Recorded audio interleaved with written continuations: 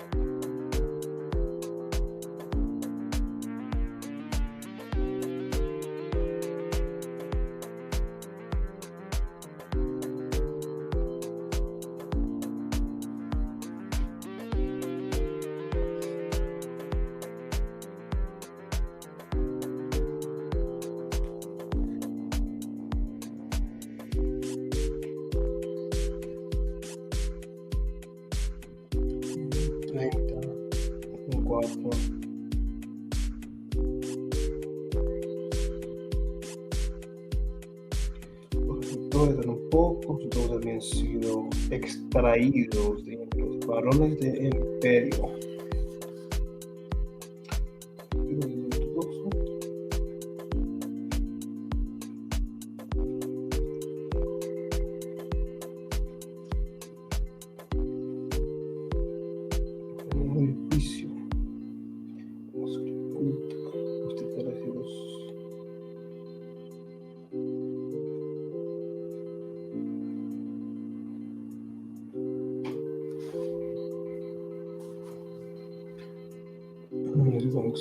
Judicial del centro hasta la verdadera comisión. Nunca había visto un señor tan importante. Fascinación. dudoso, fascinación.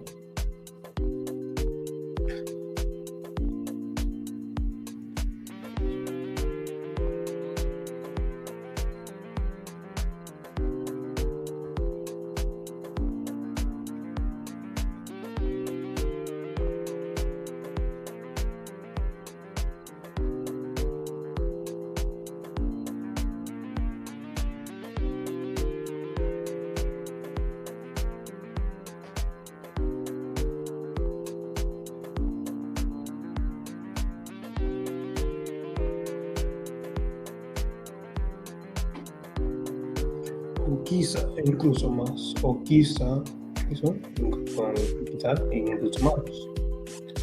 ¿No? O sea, claro, pasión.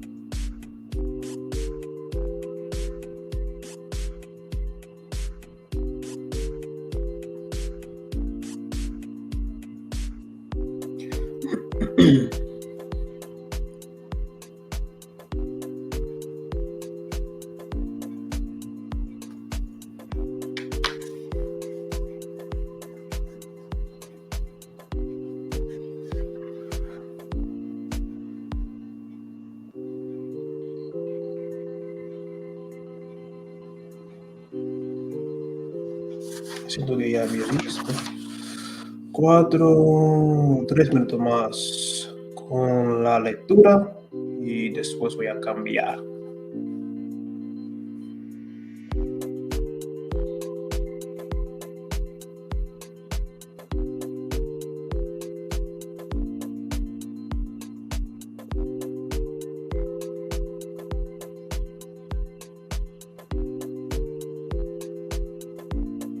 Deslealtad.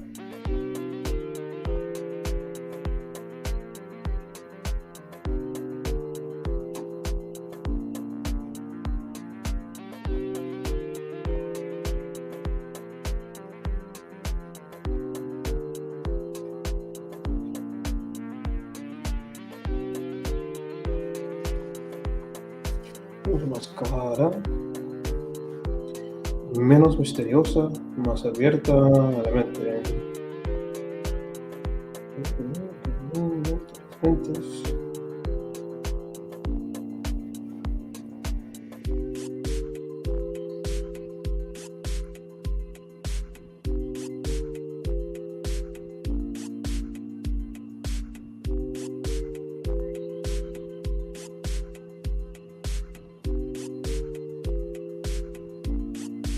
Motor. 2 minutos más.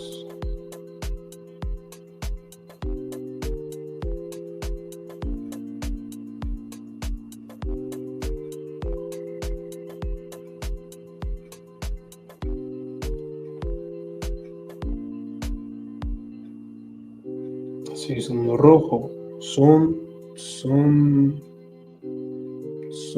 6, son rojo.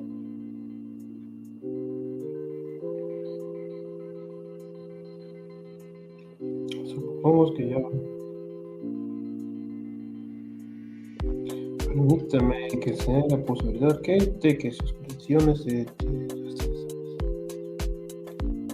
suba la vez.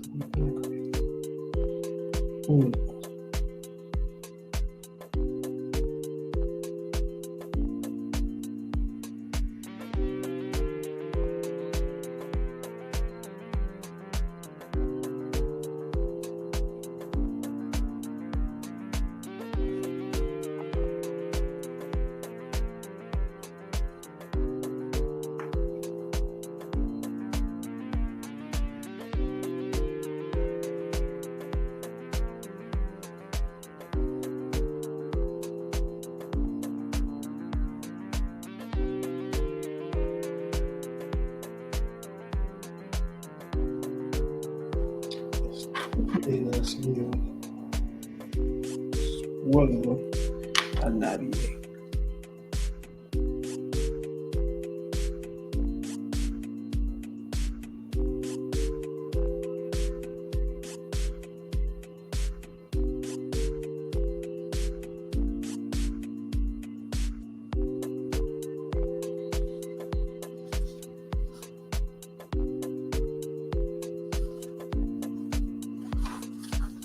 11 minutos. Ahí.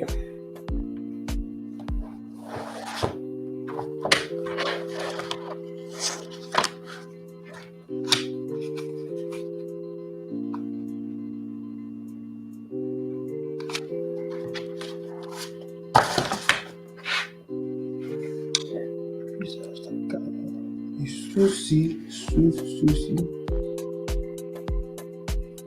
La ceja. El oído. El ojo. Le oje. Le oye la oreja. Luego. El oje. Le buse.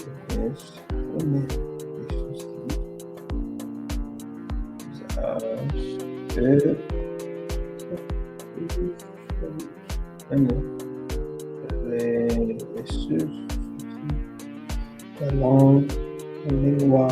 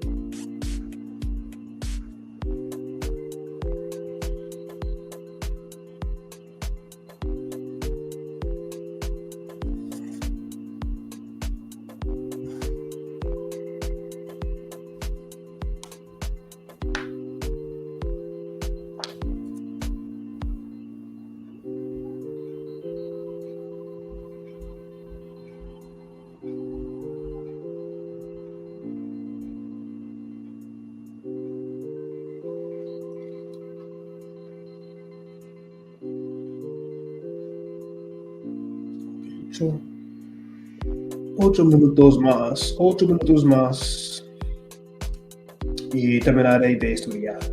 8 minutes left of studying, and then we'll get to chatting here.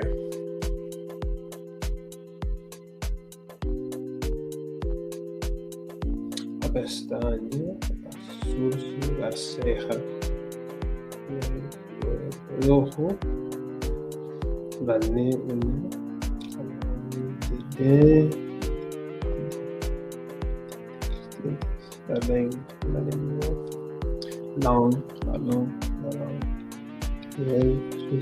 ojo, la nariz, la boca,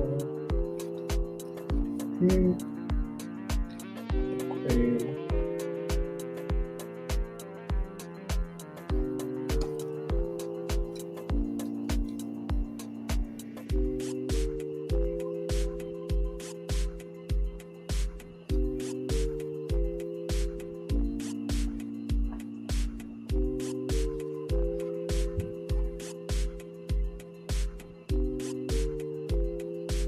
Las pestañas, cejas, pestañas, sí. Cabello, cabello.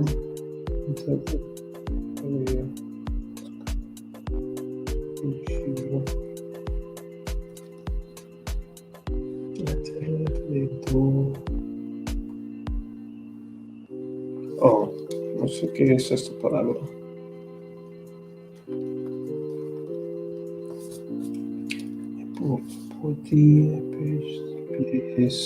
Los pies del pet, el pie, el polo, el hombro, los hombros, el hombro, el estómago, el pie.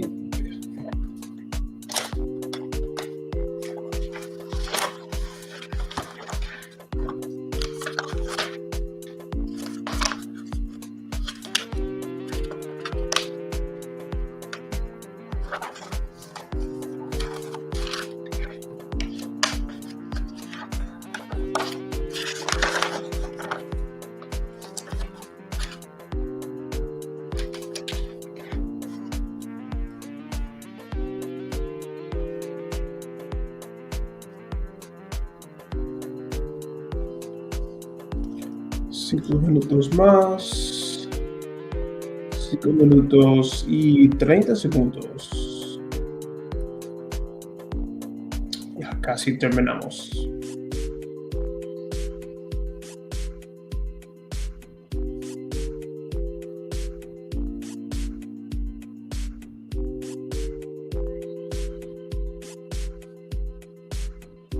No estoy bien. ¿Cómo está usted? No estoy bien. Tengo la gripe. Patrón, no está mal. Karen, ¿tienes tú?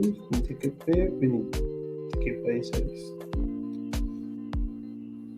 ¿De qué país es usted?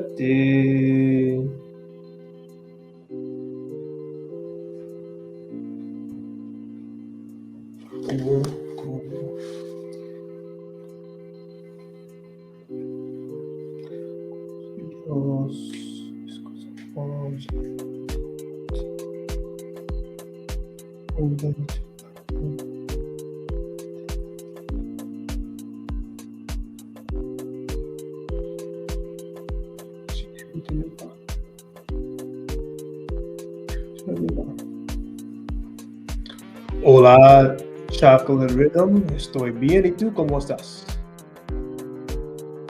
Muchas gracias por venir.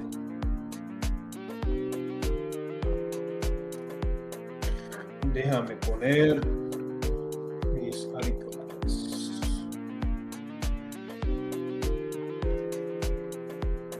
Tenemos un poco de música.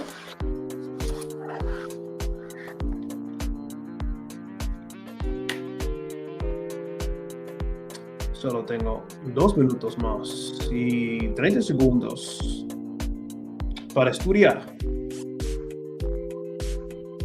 Déjame bajar mi silla. Así es. Dígame cómo están ustedes esta noche o este día. ¿Mejor?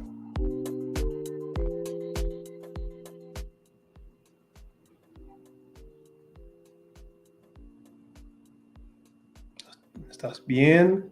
De nada. Ok, me alegra mucho saber eso.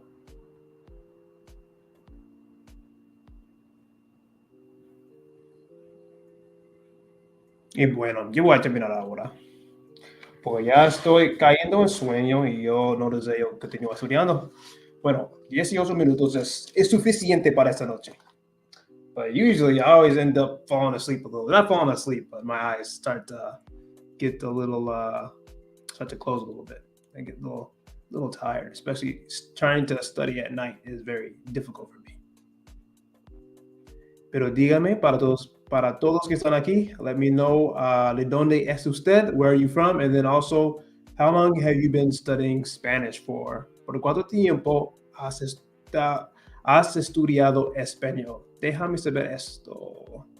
Let me know that here in the chat. Y voy a quitar esta música para que podamos entendernos mejor. No más. All righty. De los Estados Unidos. Qué excelente. Yo también. I'm from the United States as well.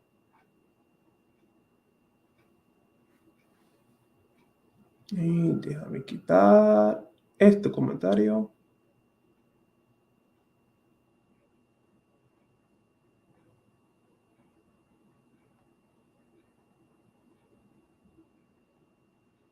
Y cerrar unas cuantas pestañas.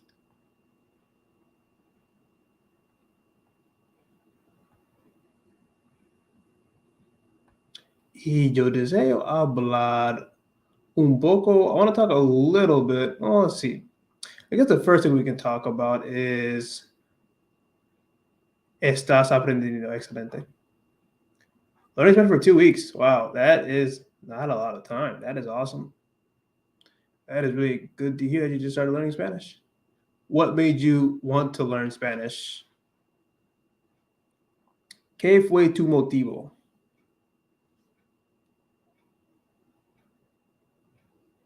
What made you want to learn Spanish? Y eso es un poco una distracción, un poquito. Voy a mover esto. Ay. De nada.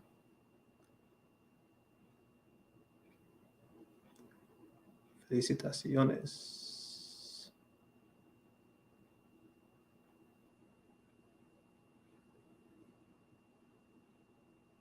Almost, déjame ver, casi 4 años en mi caso, casi 4 años. Well, 4 years since I graduated from college. I took Spanish in high school. Chocolate Rhythm says I took Spanish in high school. I've been on for a few years. Now I'm serious. Que excelente. No time like the present to get serious about learning Spanish. And that was basically my path as well. It took me a little bit to get serious, but not after high school. I mean, I guess technically after high school too. But after the college, it took me some time to get serious about learning Spanish because I was very lazy a few years ago. I still feel pretty lazy, but not as lazy as I was 3 years ago. Definitely not the same level of lazy.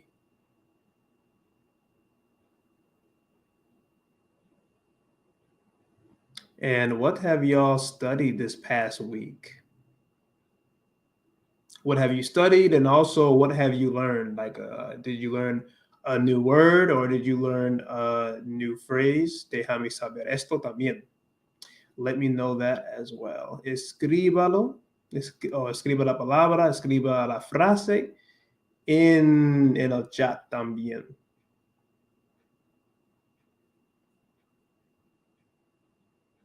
What word did I learn? Okay, did I learn any words? I did learn a few words this week, but I don't remember what they were because I didn't write them down. Because usually when I have conversations, I don't remember every single new word that I hear. Chocolate Rhythm. Yo quiero aprender español. Hablar con mi amiga. Viajar y más. Qué excelente. Estas son buenas razones y buenos motivos para empujarte. Those are great reasons. Chocolate Rhythm. I want to learn Spanish to speak with my friend, travel, and more. I learned estuve and estuvo. Okay, excelente. Those are really good. Very useful. Used a lot.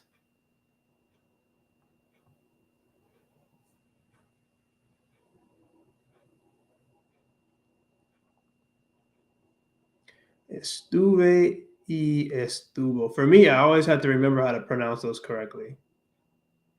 That's always a big challenge for me. Making sure I say the B sound and not the V sound like in English. Pero español, la pronunciación en español. Estuve.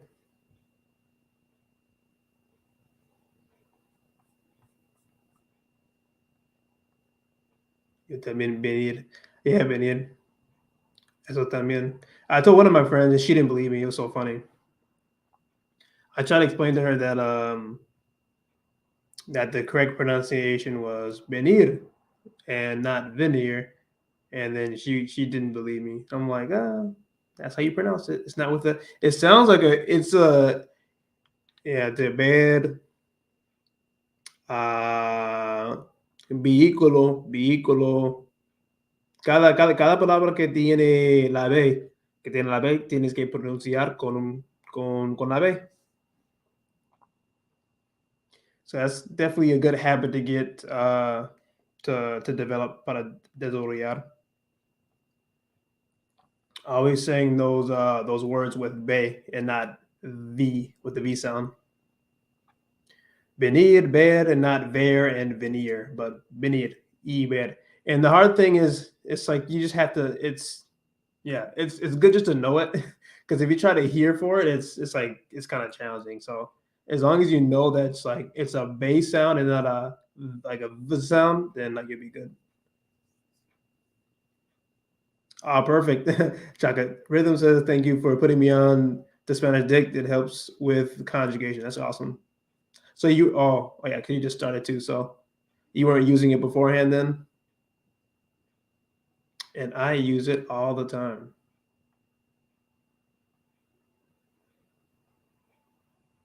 Every single week. Every single week.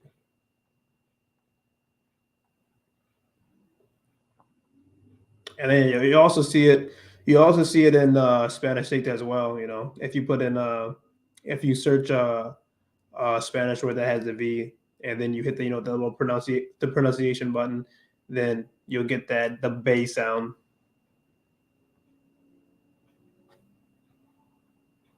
But yep, I always try to tell people that and tell them to remember so they can focus on pronouncing it that way, or else it becomes a very bad habit. Like for me, I was not like we'll see. Last year was really hard. Last year was really hard for me to remember to use the bass sound. So like, especially if I'm not focused on it, then like usually the V sound will slip out if I'm not focused on it enough because it's just I've had bad habits over the past few years. So yeah, it's good to know. Good to practice right now so you don't have it, 2 years saying it incorrectly. But like I said, it's kind of a small. I mean, to hear it, you can hear the difference like when you say it, but when you're trying to hear it from a Spanish speaker, it's kind of hard to tell the difference if they're saying like veneer versus veneer. It's like a very slight change, in like the way that you hear it, at least for me. But yeah, definitely a good habit. So one word I'm actually going to learn right now is what huepa means.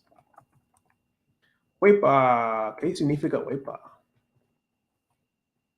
And that is exactly how I find like words used in Spanish. Is go on Google, then I'll look up huepa, ¿qué significa? Because I've seen huepa a lot in my comments on my videos and stuff like that when I do like dances or whatnot, and I've seen it on TikTok as well.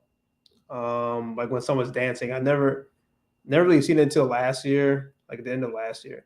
So huepa, I have no idea what the como la origen de esta palabra. No tengo ni idea de dónde vino esta palabra. Pero huepa significa expresa admiración, ánimo o uh, algarabía. That's a different word. I've heard it before. Pero admiración y ánimo. So just like saying like, oh, eso, I suppose. I don't know where this word comes from though. I got to figure that out. I have to ask somebody.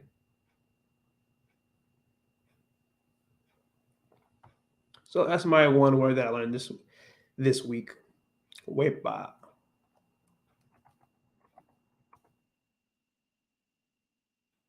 I was super confused when I was seeing this in the comment section. Super confused.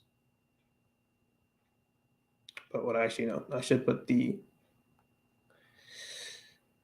Déjame ver. ¿Dónde están? Oh, ahí. Más como así.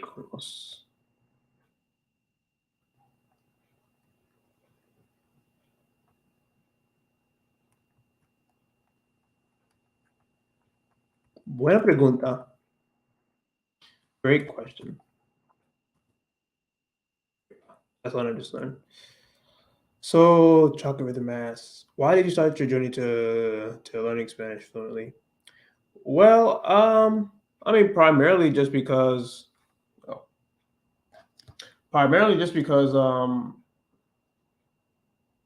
just had a desire after, or like right before I finished college. I was finishing up my Spanish classes and things like that, and I mostly just decided I didn't want to waste the money, all that kind of good stuff.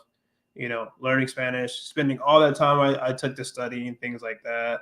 All the time I took to study and all the lost hours of sleep, many hours lost of sleep, to not study anymore, or yeah, to not study anymore, to not learn Spanish anymore. So that's basically why. About almost 4 years ago now, when I made that decision, like, oh, I should continue learning Spanish so I don't lose it, because I know, usually if you don't use it, you lose it. Just from my experience, with with high school Spanish. I was like, yeah, I didn't remember anything really from high school Spanish. So that was the main reason why I started my journey to becoming fluent. But I had no idea what I was doing. So I'll make that clear right now. I had no idea what I was doing 4 years ago. I mean, right now I'm still learning a whole bunch of new things. Pero John Paul, hola, buenas, muchas gracias por venir y unirte. I don't know what word that you just used though. Sarakutunga? Sarakatunga. I don't know what that means. Tu digas esto. But yeah, I had no idea what I was doing. Like when I first made my decision that I wanted to, speak Spanish fluently, all that good stuff, learn Spanish fluently. I had no idea what I was doing. I was just experimenting a lot and a lot of failure. But it worked out in the end, so that's all that matters. So that's kind of a big passion for mine is helping others, the Spanish learners like you, be able to, not have to go through a lot of the same, struggles that I went through. You can kind of skip all that and not have to deal with all that. And you can learn Spanish a lot faster than I did and become fluent a lot faster than I did. Kayandra Harris. Hola, hola. Buenas. Thank you for sharing your Spanish journey. You are very welcome. De nada. Con placer. I love telling my story. Dion Gray, hola. Kayandra Harris, it encourages me to learn. I hope it does. That is one of my biggest goals. Eso es una de mis metas grandes. Una de mis grandes metas es para motivarles, ayudarles con todo lo que necesitan.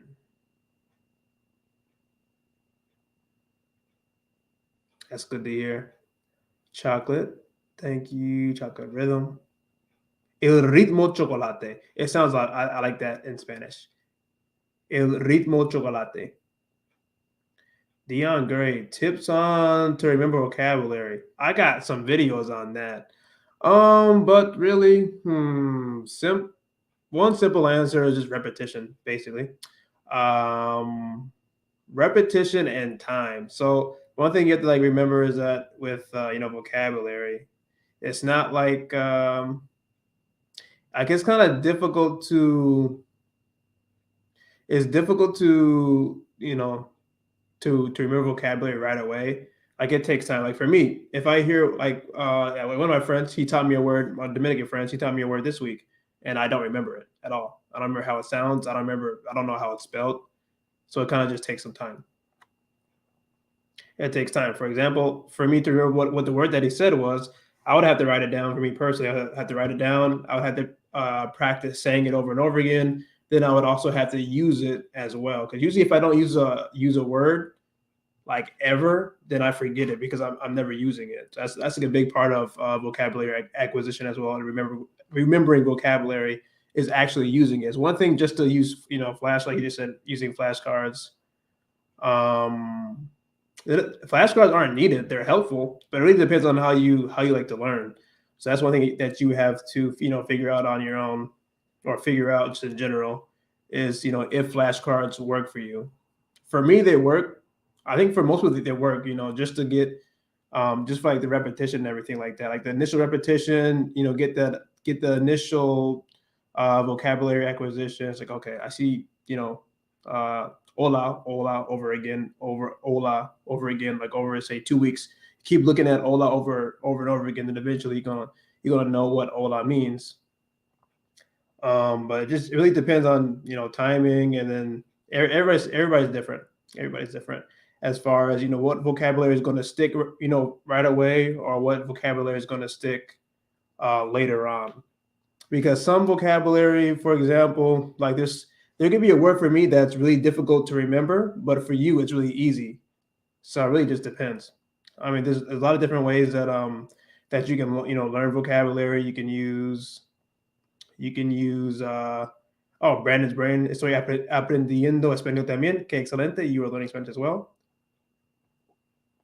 There's many different ways to learn vocabulary. So you got flashcards. You can use online flashcards, or you can use physical flashcards. I have physical flashcards. I don't use online flashcards that much, but if I did, I know I can learn I could learn vocabulary a lot faster if I just use like flashcards all the time.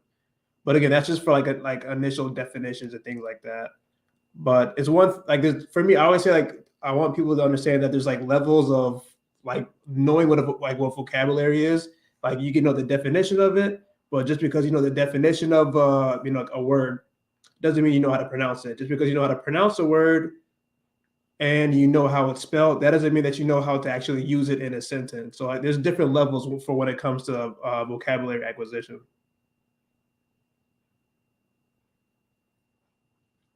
Batgirl. Weren't they supposed to make a movie about Batgirl and then they threw it in the trash or something like that? Was it Black Girl? Was it Batgirl? I think it was Batgirl. Anyway, improving Spanish listening skills is tough. Any tips? Yeah.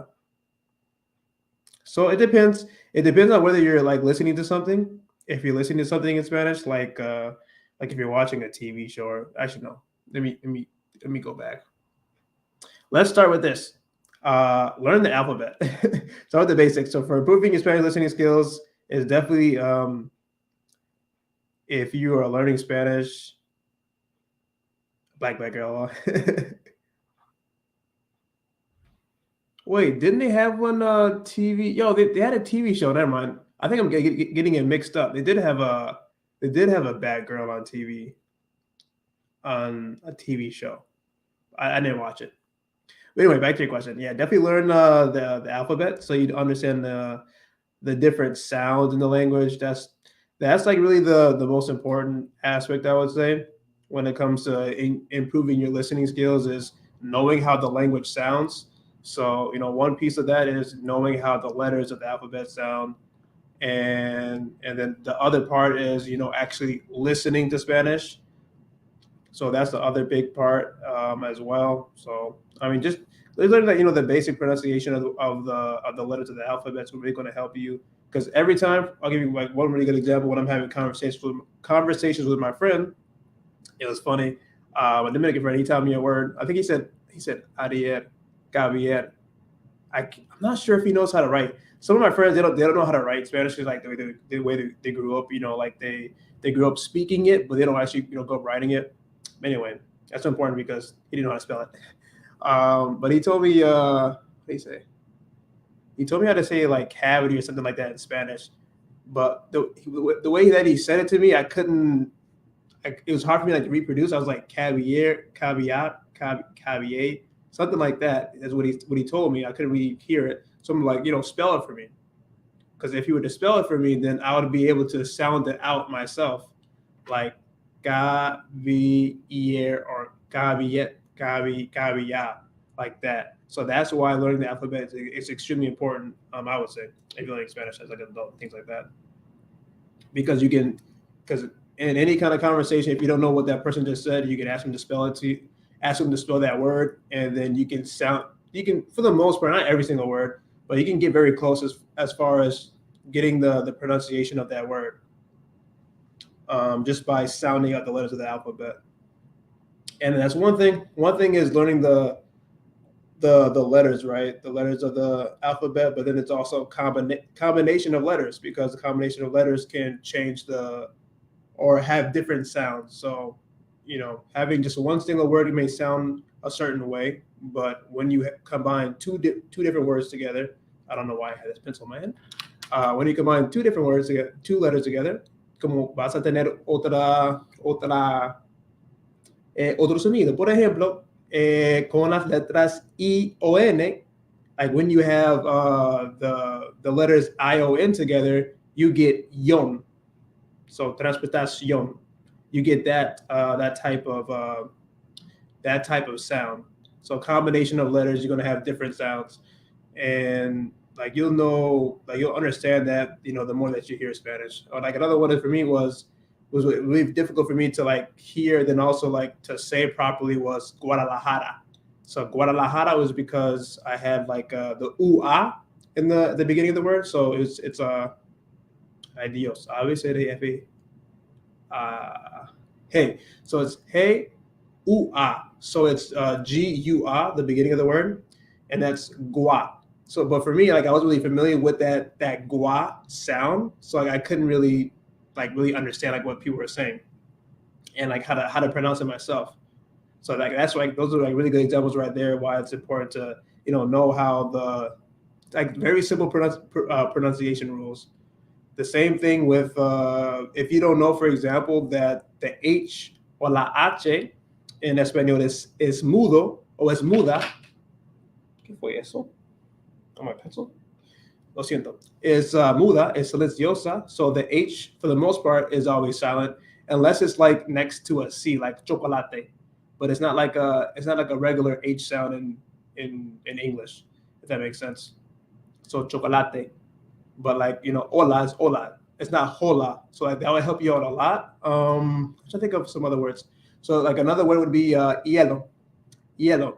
Hielo is ice in English. Yeah, I hope it does. So like oh, bad girl, thanks. Okay, yes, that makes sense. Yeah, let me know if you want me to keep going because like I'll talk all day. But yeah, so that's something that I would definitely recommend. Like yellow, if you didn't know what yellow means, that means ice, but there's an H on the front of that word. But if you didn't know that, you don't pronounce the H, then you'd be like, well, I don't know how to spell that, or like, what word are they saying? So it's those kind of things. Like there's a lot of like what I'm talking about right now. There's a lot more. So like that's just like one little that's those are just like a few tips right there. But like there's many. The more that you hear, the more words that you come across. The more new words that you come across. You'll start to hear basically more of these different letter combinations for the most part. So like for me, like tripas. Tripas is a word I learned like a week ago or 2 weeks ago, and that is I think pork. Pork. It's a type of taco, so I like a como taco de tripas. So uh, trying to listen or trying to hear this word, for example, would be for me be very difficult because I've never heard it before. But now since I've heard it before, I've heard people pronounce it multiple times. Now I know, now I know exactly what it sounds like now. Tripas. So that's another example. And then yeah, again, like I just said right there, so repetition too. So basic pronunciation, but then like the rest is you're gonna get from input. You're gonna get from having conversations with people. You're gonna hear from listening to TV, music, all that good stuff. From hearing words over and over again. Conversations are really good for improving your listening skills. I don't really like. I mean, I do like TV shows and movies, but it's different in the way that uh, it's not the same as a conversation. A conversation, you can ask a lot of questions, and that's what's helped me out the most. I would say, if I like listening comprehension, like of course TV shows and movies have helped me out a lot. Repeating those and podcasts, but like conversations for me have been like one of the most helpful ways, like to improve my listening skills. But I'm not bagging on like TV shows and movies. Like having TV shows and movies, and then having the subtitles in Spanish specifically help out a lot because then you're reading and then you're also hearing. So you're hearing the word and then you see the word, then like, oh, okay, I know exactly how I know exactly what these letters are, and I can match those letters to this word. I can match this word to that sound. So that's why subtitles are really amazing when they're in Spanish. Okay, bad girl says, when I speak to my friend, she and I speak slowly so I can understand, but then she speaks to her husband, and I'm like, whoa, yeah, that'll happen. And that's a normal thing too. I would definitely want the Spanish learners to understand is that that is incredibly normal. It's very normal to not understand. So that's something that for me that was very difficult for me to get over the fact that I can't understand blah blah blah. Why I can't understand. Now I do understand why I haven't been able to understand for all the reasons I'm talking about right now. Or for example, if you hear an accent, a specific accent from a particular country, de un país específico de habla hispana, y nunca has oído este tipo de acento, no deberías estresarte porque nunca habías experimentado ese tipo de acento. If you've never heard a specific accent before in your life, it's kind of like ridiculous to think that you're going to be able to comprehend them. But that's something that I didn't understand, like when I went to Dominican Republic for the first time. Cuando yo fui ahí, no entendí nada. Sí, e incluso la segunda vez que yo fui ahí de vacaciones, todavía me costó entender a los dominicanos. Te digo la verdad, me costó y me dio mucha vergüenza porque no podía entender nada. En casi cada conversación que tenía fue muy raro para mí, para acostumbrarme. It takes time to get accustomed to a new accent, it takes time. Because at first you're hearing, let's say, verdad. I can't say it. Just say it with like a neutral accent. You're saying verdad, right? Verdad, which is like truth, or right? Verdad. You're hearing that for 3 years, but then you go to the DR, you go to Puerto Rico, o algo así, un país así, que más los países caribeños, and then you hear verdad, and it's like, what does verdad mean? Verdad es la misma palabra. It's the same word. It's just they cut off the D and then they add like an extra letter at the end, like an extra R or something, and then it's just like verdad instead of verdad. So it's like yeah, it's like it blew my mind the way that they spoke there. So that was like my first like real introduction into how diverse the Spanish language is and how different people speak in different countries, and then how difficult it is to get accustomed to a new language or a new accent and a new dialect.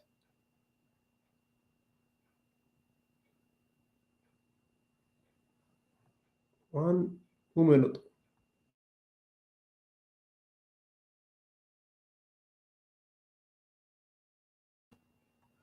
Okay, then you see background. He says, "Can you remember when that breakthrough was for understanding?" Um, so to answer that, the simple answer to that is never, because I can still be in a conversation right now, and it doesn't matter if I'm fluent right now. It doesn't matter how many conversations that I've been in. I can still be in a conversation right now and still not understand people.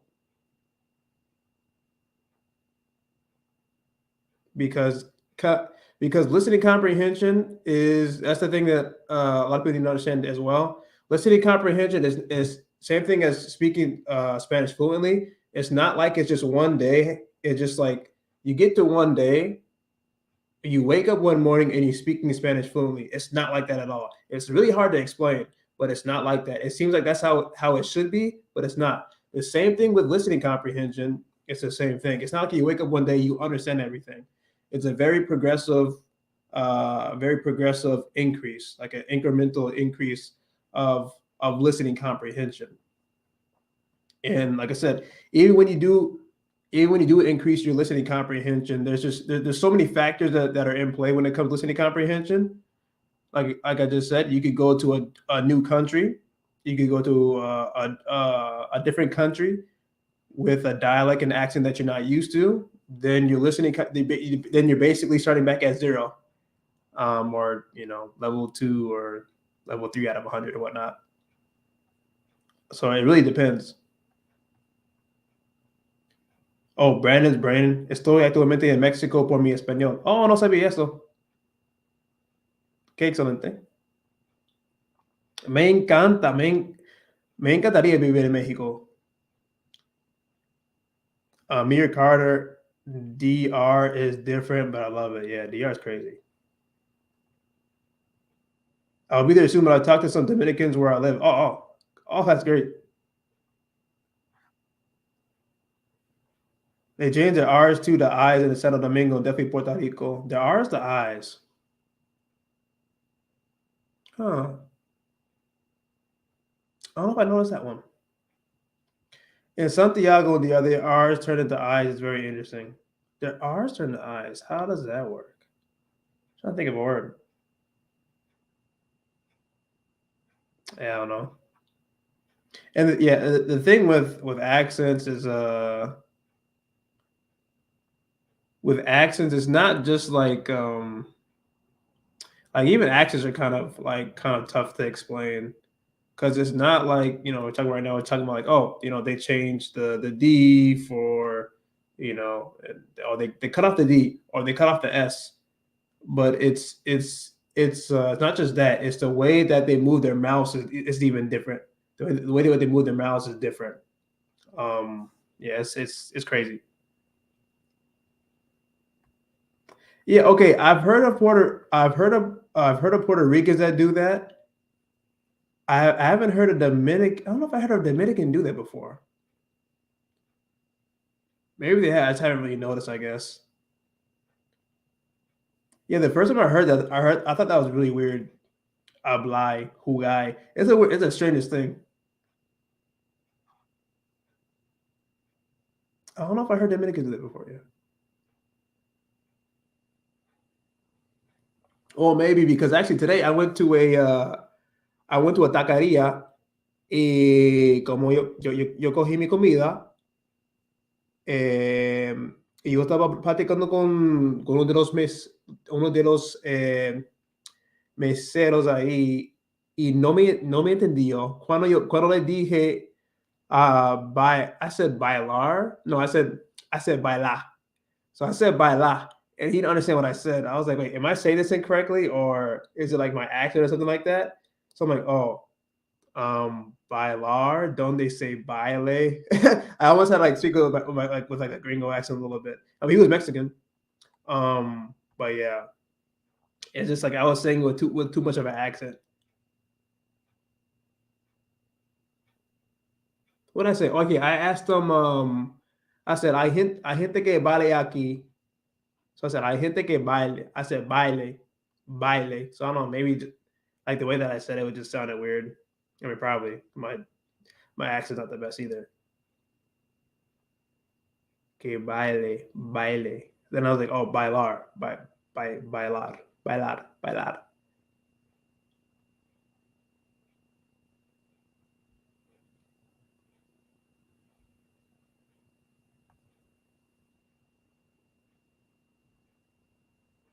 Yeah, they dropped the R. Also, they cut off the. They don't use S's that much.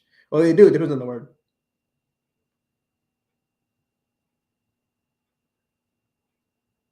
Yeah, sometimes I talk a bit again. Por ejemplo, it's really hard for me to have a neutral accent. My neutral accent is basically Dominican accent. It's really hard for me to sound very neutral, like por ejemplo, por ejemplo. Instead of saying por ejemplo, like it's really hard for me to do that to sound more neutral.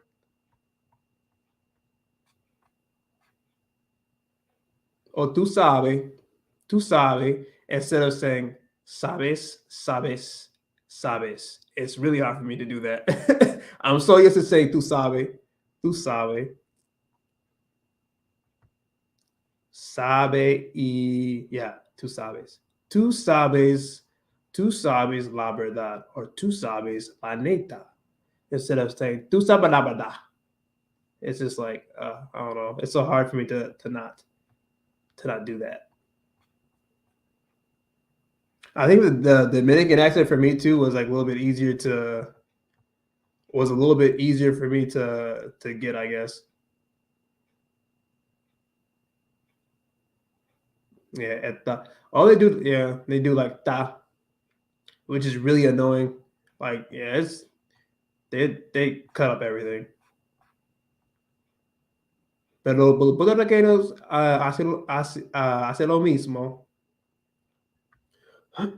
Hace lo mismo. Los puertorriqueños, los boricuas, o las boricuas, o algo así. Los boricuas. I don't know how to say that. Pero if you're puertorriqueño, puertorriqueña, hace lo mismo con la mission. So when they omit certain words, or they cut up words. So instead of saying para ahí, no, it's not para ahí. It's just para ahí. No, it's para acá, it's para acá. It's just like, I don't know who did this, but it made Spanish very difficult.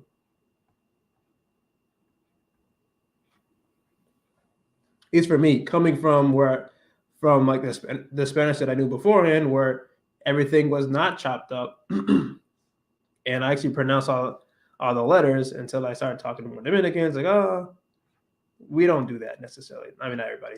Depends who you talk to, of course.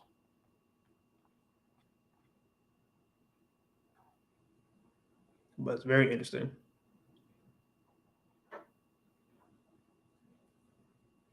Yeah, there's a lot of English there. Como incluso en la República Dominicana se mezcla inglés y español muchísimo.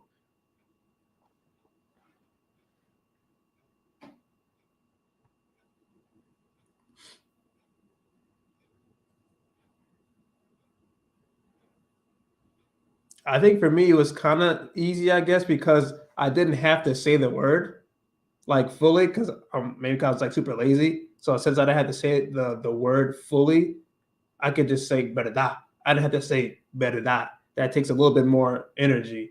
Or para ahí. I don't have to say para ahí. I say pa ahí, pa acá, pa ti, pa mí. So it was like I think it was for me. It was easier to say. I didn't have to say the full word. I'm like, oh sweet, that's half of the word.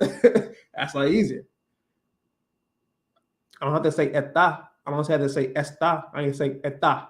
I can like completely cut the s out of the word. I'm like, oh, cool. That's awesome. I don't have to say espérate. I don't have to say espérate. I can say espérate. Oh, then especially incluso la palabra vaina, porque en ese momento no tengo que explicar cuál vaina,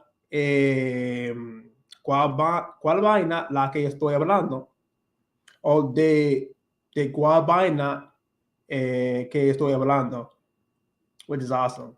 So like, so yeah, so DR, I think it made everything easier for me. Because I didn't have to say pencil, I didn't have to say book, I didn't have to say botella de agua. All I had to say was vaina.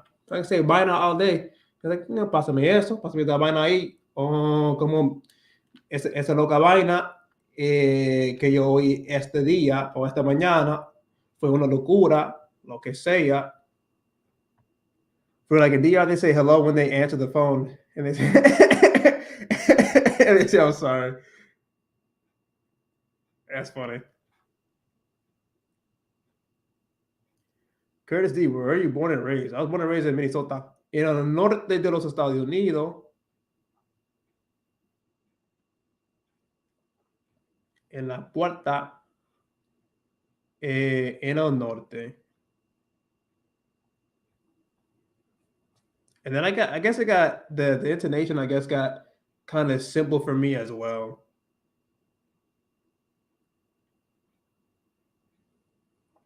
They just have a really interesting flow that they speak. Well, it depends. If they're speaking slower, then you can hear the flow. But when they speak fast, it's just fast. No, I keep hearing this a lot. I keep hearing a lot. Amir S. Chile is tough, man. Hey, listen to it. I have not listened to the Chilean accent, but I hear from everybody. I mean, like literalmente cada persona que yo escucho, la que escucho, está hablando sobre este acento, pero nunca había oído. I don't think I've ever heard the Chilean accent. Maybe like a few times on Hello Talk, but that doesn't count. That does not count.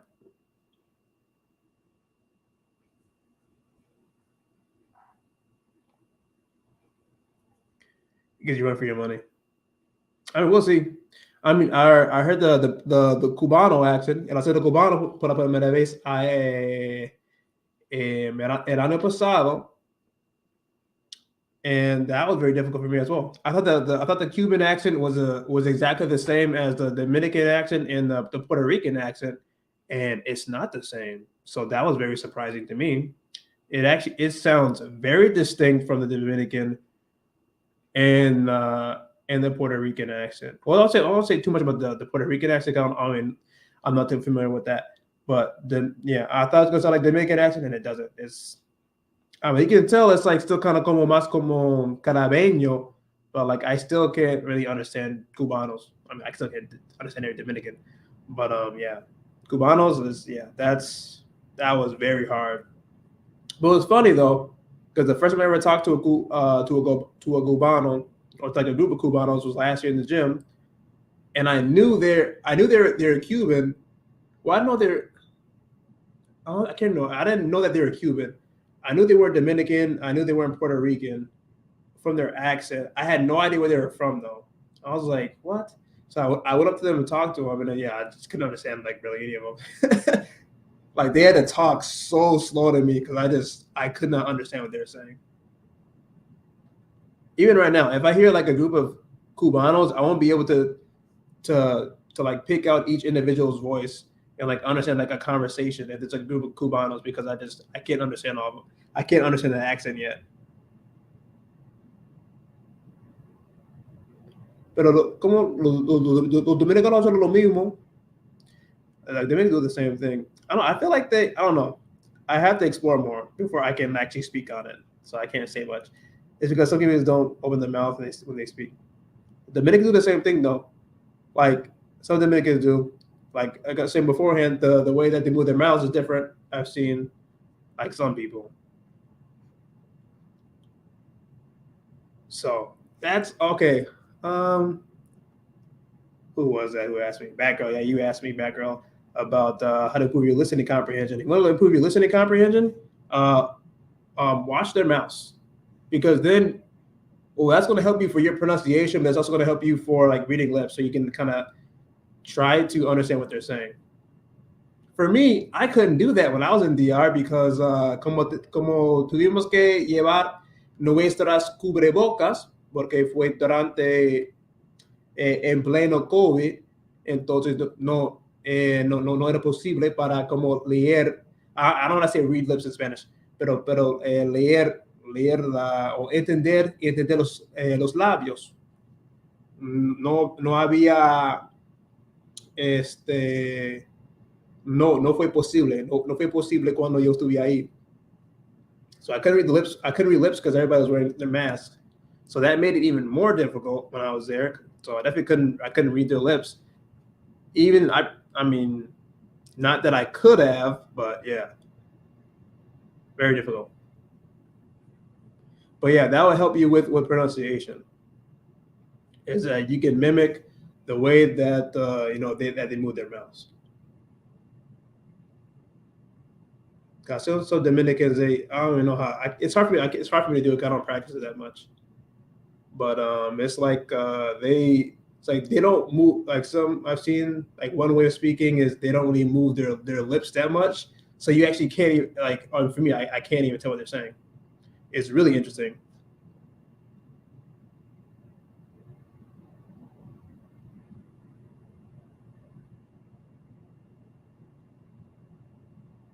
Also, if you haven't subscribed to my channel, make sure that you do that, and also like this live stream. Like this live stream and subscribe. Suscríbete. Suscríbete suscríbete a este canal. Así. Suscríbete. Suscribir. And also turn on notifications. Las notificaciones.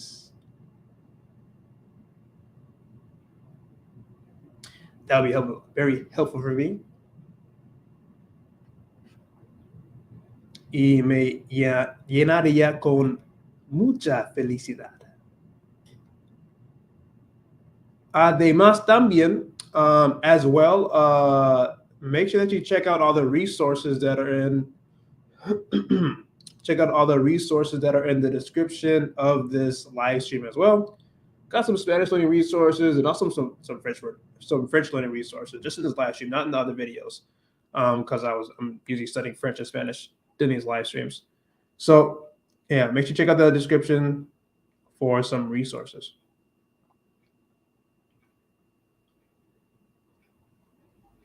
that you have to pay for, because they are affiliate links for Amazon, right, for books and things like that. But one free item that I do have is a PDF that I created last week or a few weeks ago. Is I created a free Spanish conversation blueprint, and you can download that PDF. That's just in the description as well. Spanish conversation blueprint.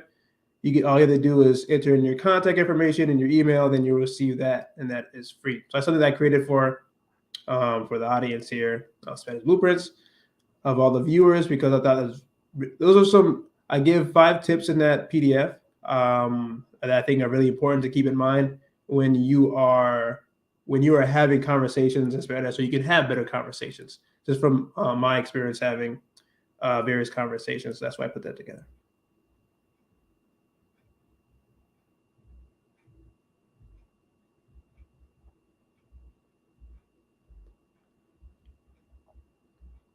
Also, for all those who are coming in, let me know how long you've been learning Spanish for. ¿Por cuánto tiempo has estudiado español? Okay, Amir Carter. In general, I've had trouble with understanding costarricenses and hondureños. Would you like viewers join the live? Bro, I live in Minnesota. Que locura, mano. That's funny.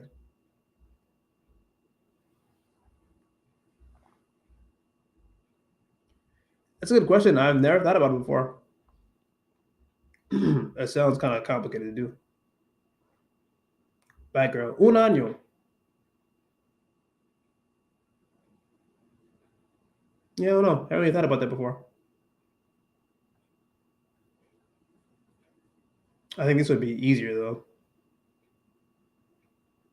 But that's an interesting idea to think about.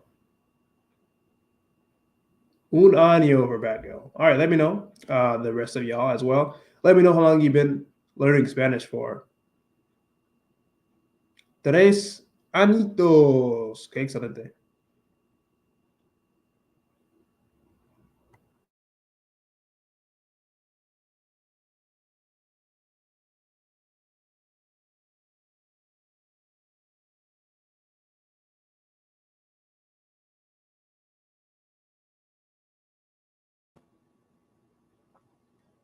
Tres añitos. Bien. Tenemos un año y 3 añitos.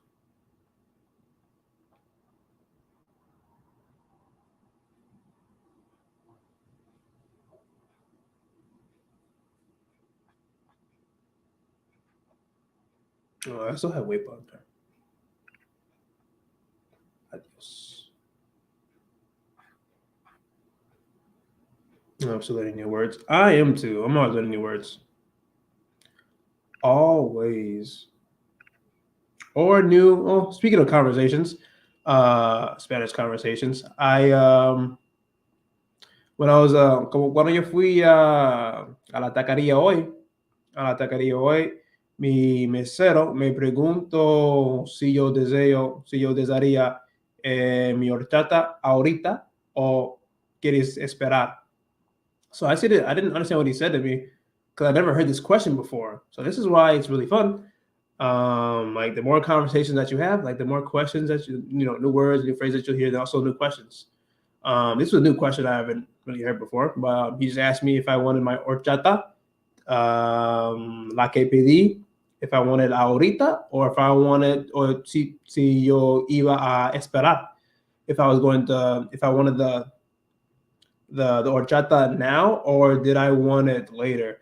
So I mean, it seems like a very simple question, but I really haven't really been asked that before. Usually, I just get it right away. I don't have to say I want it right now. So that's really interesting. One thing I really want to do is I want to order Spanish. I want to order some food in Spanish, like from a drive-through, because I actually have never done it before. I've done it in person, como dentro de un restaurante. I've done that before many times. But I haven't done it through a drive-through, and it's just kind of a different experience.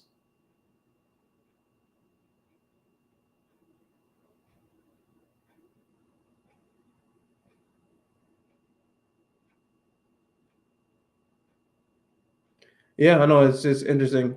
Yeah, ahorita, yeah, means later PRDR. But usually I can get by because I understand the context usually. So yeah, no, that was one reason why I was confused too, because when he said ahorita, he meant like right now. But I was like, oh, isn't ahora right now? Because I'm used to like DR ahorita me and ahorita. Ahorita me like luego.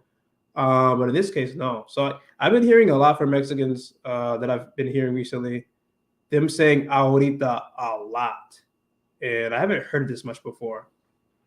So I'm trying to figure out what context that they're using. Because now I'm hearing it more like it means right now.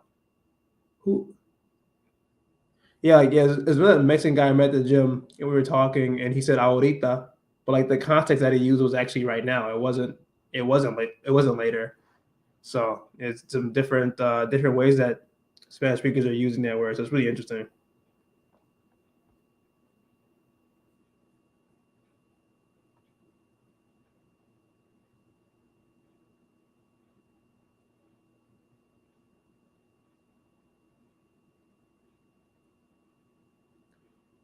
J J J J J J J J.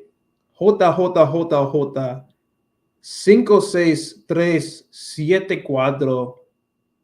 Me pregunto. Do you have any tips for learning different past tenses? Yes, I would say read, because I like to read a lot. I would say read because you're going to see. I mean, most of the time you're going to see a lot of vocabulary that is in the past, or a lot of verbs. Excuse me, a lot of verbs that are in the past. A lot. When you're reading different books, because stories. They usually talk. They're usually they're well, many stories are are in the past tense. So that's the one thing. I like to read a lot. I'm going to nerd out right now. I am reading this book right now, La Fundación by Isaac Asimov. Let me know if you're reading it, if you've ever read this book before, if you ever read any of his books before, if you know who this author is. So I mean, it depends. Like this, see, I know they're talking in the present tense. Oh, here's past tense. Perrin se recubrió de dignidad. That's past tense. Arden lo cogió con sumo cuidado. So lo cogió. So that's past tense. So that's why I like to read, because you're going to see a lot of past tense, a lot of verbs that are being used in the past tense when you're reading, and then you get to see them in context. You see them over and over again. You get repetition. You get the visual. So that's why I recommend reading to help you with that. Because yeah, just normally, yeah, fundación is foundation in English or in Spanish. Fundación, foundation.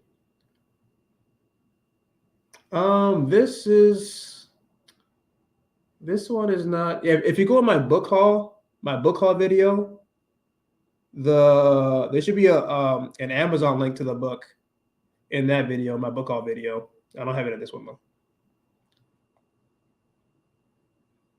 Apart from that, is using them a lot, having conversations in Spanish because you're going to hear Spanish speakers use them. Same thing, listening to a lot of content, music. People use past tense, going to use it there. So really, it's less about, for me, I would say it's less about looking at a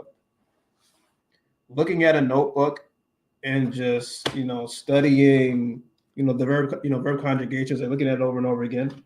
Or I think it's better than just looking at this verb book here and then just studying this verb book all day.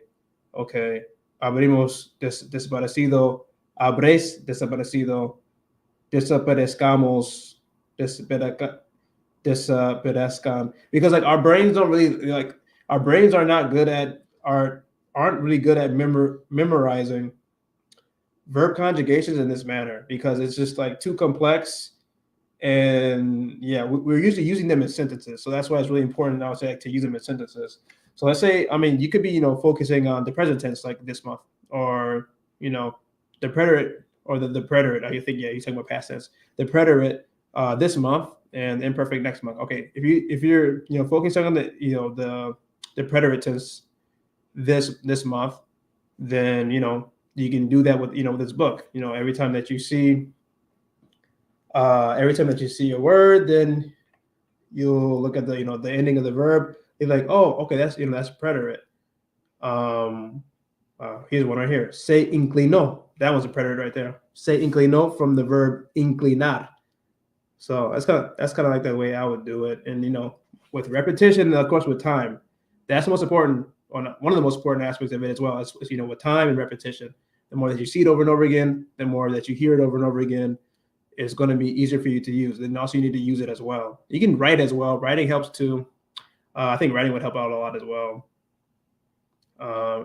Just try to use it as much as you can, and not just memorize verb conjugations. Because that's one thing. It's one thing just to know what the conjugation is. Like, okay, for to, I know I have to do haste for AR verbs, right? It's one thing to know that. It's a completely another thing to actually use it in a conversation, to pronounce it, or even to be able to hear it. It's a different thing. So that's why there's different levels to learning it. So yeah, basically just a lot of consumption. It's not the best answer, but yeah, you just have to keep consuming it over time. You'll understand a little bit easier. Then of course, learning more verbs too, because you have to know what the stem version of the verb is before you can actually conjugate the verb. So that'll help out a lot, because maybe you might see a word like, oh, it ends with like oh with an accent, like, oh, I know it's a preterite, but I actually don't know what the verb means. So that could be your other problem. You know that it is a preterite word that person just said, or what you're reading, but you have no idea what the verb means. So that could be another problem. So you have the little balance right there. So yeah, just gotta keep consuming content. You don't have to just try to memorize the verb conjugations and that's it, but just really see it in context. And over time it'll become easier. Again, like I was just telling stories. And for me, I would like before I was able to tell stories, or when I wasn't able to tell stories, because I was never, I did a lot of studying, but I never spoke. So I had like the conjugations in my head, I could write it decently. If I read it, I can understand like, oh, that's in the past tense. I can understand it in the context, but I had no idea how to speak it. So, that's another aspect of it as well. It's one thing to know it on paper, it's one thing to know it in your head, but trying to actually use it when you're speaking is a completely different story. Being able to tell stories and in Spanish when you're speaking is like a different experience.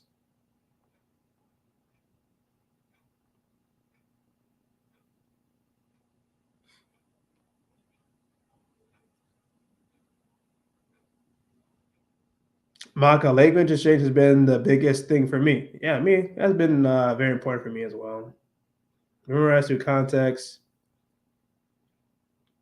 Hota, thanks for the tips. The piston test. I struggle with the feminine and masculine articles also.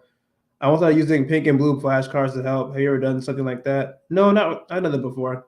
For me, it's just like I've gotten a lot better recently. Over the past 2 years, I've gotten a lot better with the articles. And that again, that's just like practice. Or for me, it was I would know what the correct article was, but I would speak too fast. I've always had an issue with speaking too fast because I like to speak fast. So I would speak way too fast without thinking. I was thinking, but not thinking enough. So like I would just blurt out the first thing that would come into my head, even though I knew it was wrong. So that was my issue when it came to like the articles. Like I'm more than likely I knew what the article was supposed to be, but I would just blurt out whatever came to my head. It was usually wrong, even though I actually did know it. So that's one thing. Kind of just take your time when you're speaking. If you're having a conversation, you don't have to rush it. Just do your best, basically. But then also don't be don't get super stressed out if you mess up an article. it really is not a big deal. Someone's gonna be able to understand you just fine. If you said like la agua, for example, instead of el agua, someone's gonna understand what you're saying. If you said el flor instead of la flor, someone's still gonna understand you. So it's not like it prevents people from understanding you if you don't use an article. It's not that serious. But again, with time, practice, repetition, it gets easier over time from my personal experience. Because I mean, even right now, I still mess them up sometimes, but I've gotten better. I've gotten a lot better at it, at eliminating those types of mistakes.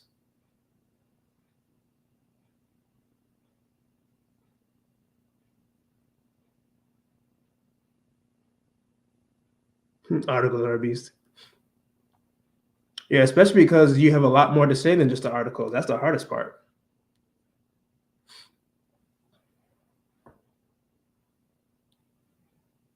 Los que, las que, en lo cual, en la cual, lo más importante. Yeah, those type of things still kind of confuse me sometimes. Like por lo cual, por la cual, en lo cual. Yeah, those kind of confuse me sometimes still. Because I'm usually like saying it in the middle of the sentence. So I have to like think really hard. I'm like, oh, should it be like, oh, en el que, en la que, la palabra en la que utilizaste. So it's like you have to think ahead. you have to think ahead. You have to like think of like the the whole sentence that you want to say while you're saying it. So that can be kind of a challenge. A los que. I think that one's pretty simple because that one's just like a phrase. That one you don't even have to think about. I think other ones are more difficult because you have to think more about it. Like you have to know exactly what the noun and the noun and or what should I say? What the gender of the noun and the ideals. What the gender, el género de los sustantivos y los adjetivos, Dios mío. Porque a los que simplemente como ellos o lo que sea, that one you don't have to think about like, oh, a los que, no, just a los que. A los que is just like a phrase. But like en el que, en las que, en la cual, por lo cual, por el cual, like those can change depending on what you're talking about.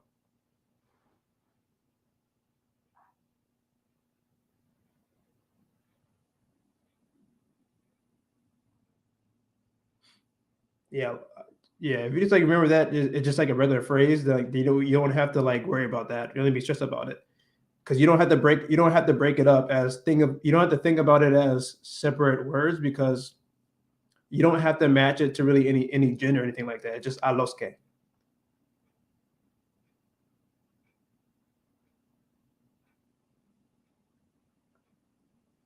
I mean, what checked me up today was de que se puede. Se puede. I could understand the logic behind the de que. Yeah, I don't try to understand most of the time. I just use. That's one tip I'll explain in a second.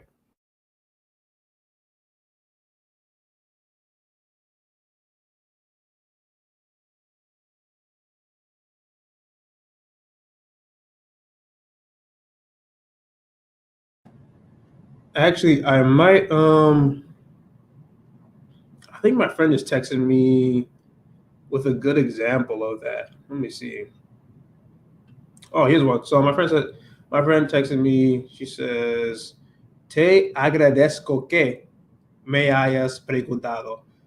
But then I also know you can say "Te agradezco de que," but I don't really know when you would use the que versus de que all the time either, or like me alegro. I say that a lot, but I don't really know when to say me alegro de que versus me alegro que. And honestly, I don't really freak out too much about that. I let it go. A lot of things you don't ever like. One big tip I have is to stop trying to make sense out of Spanish with your knowledge of English, because most Spanish grammar and Yeah, Spanish grammar, the Spanish language, it doesn't fit into English, so you can't translate, not translate. You can't try to, there it is. You can't connect many Spanish grammar concepts to English because they don't apply. There's no equal because it's not the same at all. So that's like one big tip that I have. Yeah, it's just, I think that's one problem that a lot of us have. We're always trying to think of like, oh, what's like the English grammar equivalent? And there's not. There's no equivalent.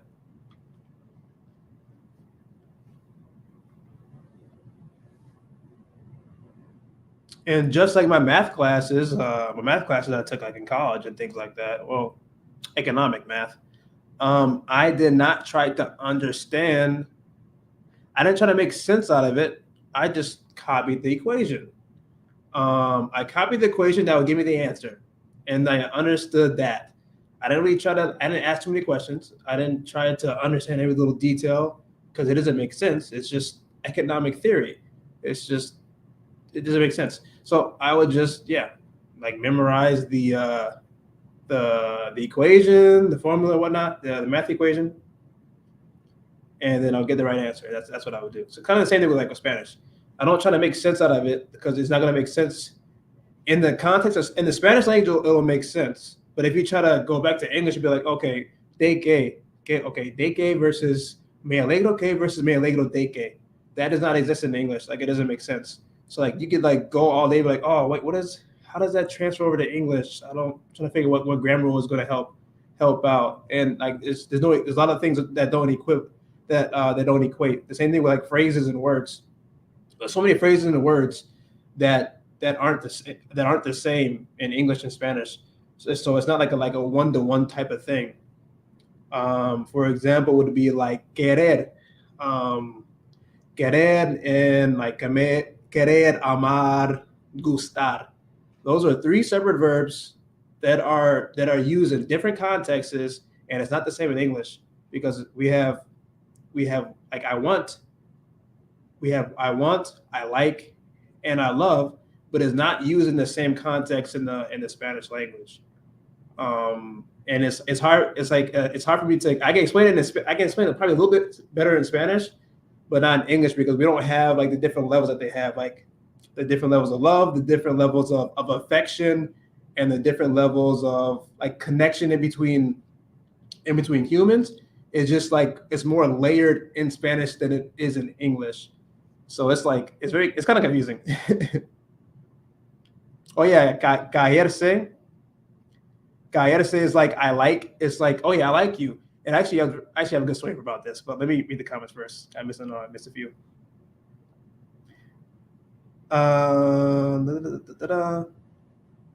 When Jota says, Jota 56374. When I volunteered in a Spanish speaking environment, doing something else passionate about helping those in need, I was amazed how much easier it was to dare to speak. Yes, I've had that experience as well.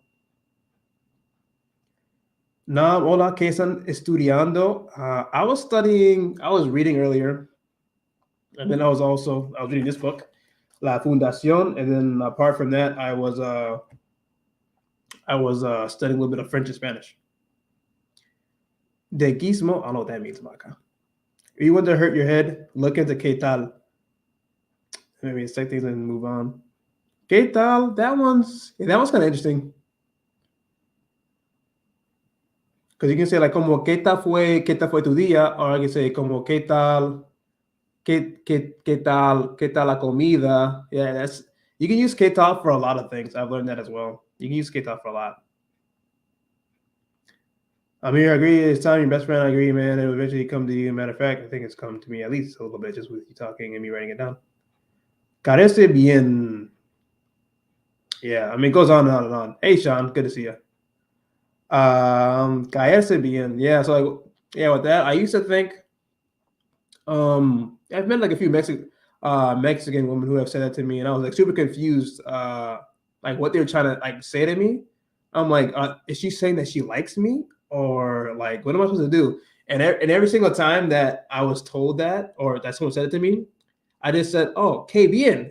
I was like, "Oh, que bien." That's come like, oh, que asombroso. Like I didn't know what else to say because I didn't know how to respond to that. If someone says, oh, me caíste muy bien, me caes muy bien, and it really just means like, oh yeah, like it all it just means is it's not in a relationship manner, and that's why it's like super confusing. Because yeah, it's not like me gustas. It's like me gustas or te gusto. It's not like that. Me caes bien is like goodness. I don't think there's even like an equivalent verb. There's not an equivalent verb. I don't think in English. But it's just like I like you, but I don't like you like that. I like you as a friend. It's not even like as a friend. It's just like it's almost like I like your essence. I don't know. I like your presence. I like the way that you are. I like the way that you talk or something like. It's like not really specific. It's just like you in general as a person. Like I like you, but it's not in a romantic way at all. So if someone ever tells you that, don't take it like a romantic way because it's not a romantic way. It's very confusing, but it's not romantic. I mean, like, that's like the closest thing I can say, but at the same time, it's not like they're saying that they want you they want to be like your friend. It's just almost it's como que like you're just a nice person. That's probably like a better way to put it. The best way to put it is like yeah, like you're a nice person. Like the way that you talk to me is like oh yeah, that attracted me in a nice way. That's probably the best way I could put it. It attracted me in a nice way.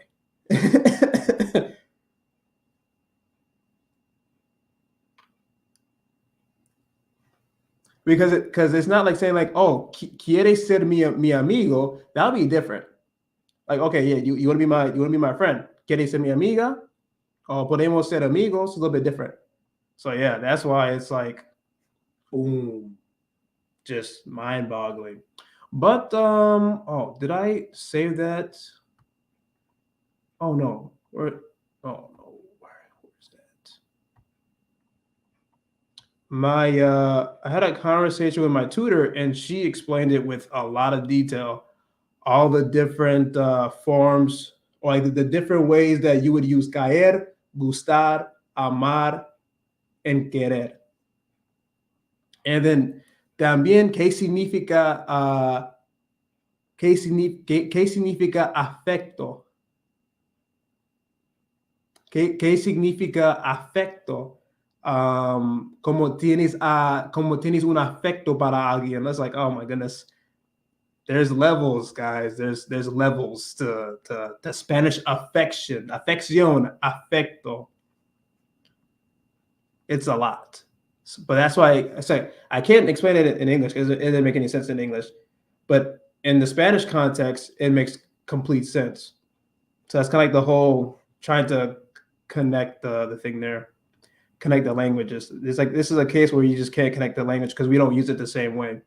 The same thing we don't like using like the word amar, like the way I love things, and in Spanish you don't use it like the same way. Como like like in English we say we love everything. I love the sky. I love my walls. I love the paint on my walls. I love my phone. I love my microphone. I love my shirt. I love my lights. We say I love everything. In Spanish, not the same thing. It's mostly just. I mean, I guess you can love like a city.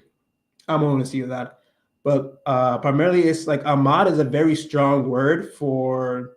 It's like a very strong word. It means like love. If you think of like the most like romantic type of love, like the most like the strongest form of the word love that you can think of.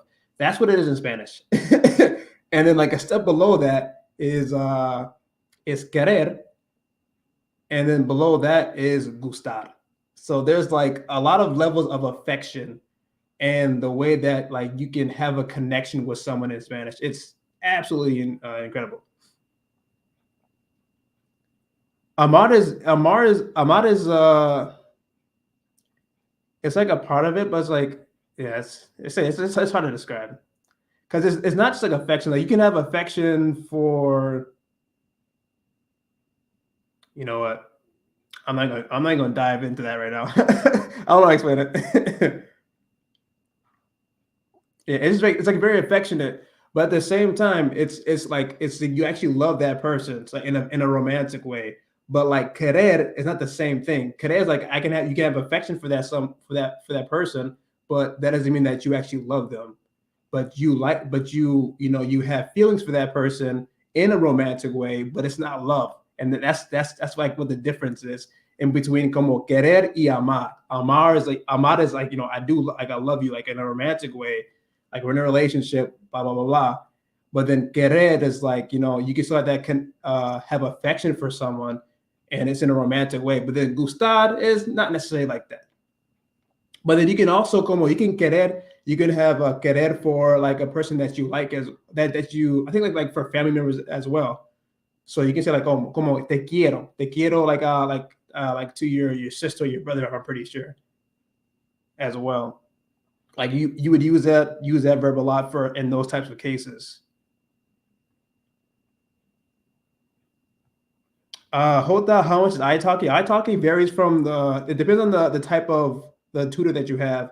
If you have a tutor or a professional teacher, it's going to depend on those two. And yeah, it really varies. It depends on every single tutor or teacher that's on there. Because they have like their own prices basically that they set for themselves. I think they set for themselves, or the platform does. I think maybe they do. I'm not 100% sure. I mean, but it could be from, I think, like $7 to up to $15 or $20. You just have to go on the platform itself. But really, it's not super expensive.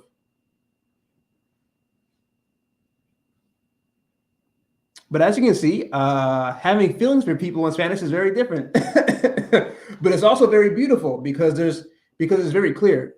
Because like in English, you can say I love you, but you can like we say we love people that we just met. Sometimes like, oh yeah, I love you, like that. But in Spanish, it's like, no, it's very separate. It's very separate. There's levels to the words that they use. There's words for specific relationships. That's another way of putting it. Because like for her, I was asking her, okay, well, for my tutor, and I was like, well, since we know each other for a year now or 8 months now, like how do I say te quiero? Do I say that to you? Do I use that verb to you? Yeah. So it was it's like it's confusing, but it's also very, very beautiful.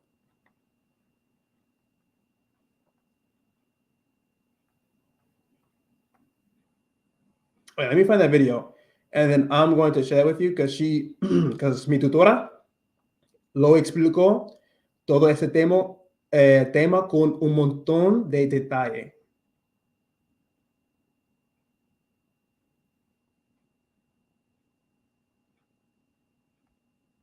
Also, for all those who are here, para todos que están aquí, let me know, how did you find my channel? Did someone recommend my channel to you? Did I just pop up on your YouTube homepage and you just like saw a video of mine? Let me know. Or maybe you found me off Instagram or Twitter, because I like to rant on Twitter a lot. I love ranting about languages on Twitter. And yeah, so yeah, make sure you follow me on Instagram and Twitter, because I'm fairly active on both of those during the week. And I post maybe like secrets, like not secrets, tips, some tips sometimes, but then also I share like what I'm going to be. I can't remember the English word right now. Yeah, like tips for future videos I'll be making. Like I posted on my Instagram story today, a tip for you to figure out what type of video I'll be making in the future. And then I like to post like the music that I listen to. I try to speak Spanish on my Instagram as well, and put that on my story. So yeah, follow me on those too. And then I'm just trying to find the video of my tutors on video that I have here on my YouTube channel. Déjame ver. ¿Dónde está? Okay. Okay, está muy cerca.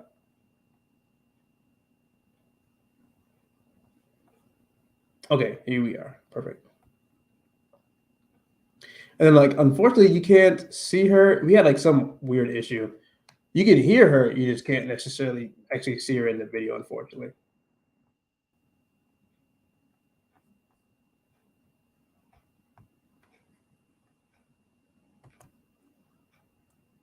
Oh, that is not the link. But this is the title to that video.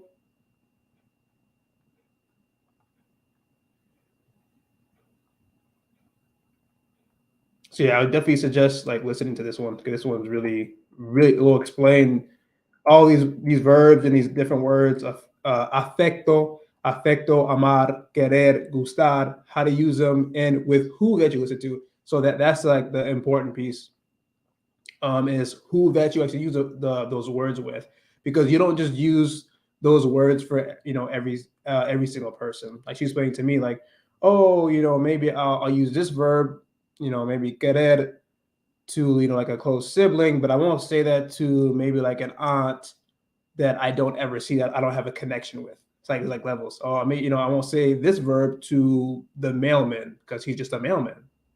So it's super interesting.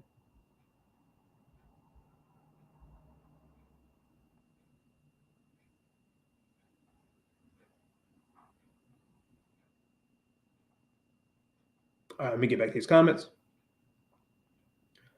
Sean Composer, llevarse bien. Yeah, llevarse bien. Me encanta decir a muchas personas que yo conozco, que conozca por la primera vez, que no me llevo bien con todo el mundo. No me llevo bien con todo el mundo. I don't get along with everybody in the world. No me llevo bien. Maga, de I have no idea how to say this word for some reason. Guismo. Is what native speakers have when knowing to use day K as well. I have never. That's interesting. Amir, me too. I thought this girl had a crush on me when she said "me cae bien." I feel like yeah, I think we definitely need to have like a whole relationship talk when it comes to learning Spanish, so we don't get confused. I think someone mentioned it in the comments, and we'll get to it. But yeah, we can definitely misconstrue. I mean, think about it. Even in our native tongue, or say, I don't know what your native tongue is, but in your native tongue, you can construe what someone is saying to you. You might think they're being more affectionate to you than they actually are, or you think that they like you, but they actually don't. Now, just think about it when you're in a in your second language, how even more confusing that it is, especially with everything I just explained with the different levels of affection and the different relationships that you can have with people in Spanish. That can be very confusing. So yes, you definitely can get misinterpret something, a certain word that someone said, or interpret the way that they're talking to you, because I think, oh, they like me. It's like, oh no, they don't like you. Solamente como quizás como te quiere, pero no más que eso. No te gusta, pero te quiere. Te gusta, pero no te quiere así, no como una relación, solo como un amigo. Somos amigos. Me caes bien, pero no más que eso. Yo tengo afecto para ti, pero no quiero estar contigo. Yo no quiero estar a tu lado. Yo no quiero andar en este video a tu lado, mano a mano. No es lo mismo.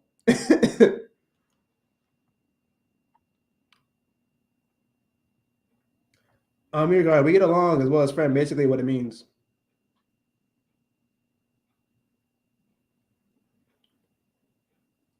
Llevarse bien. Yeah, it doesn't have to even mean like friends either, though.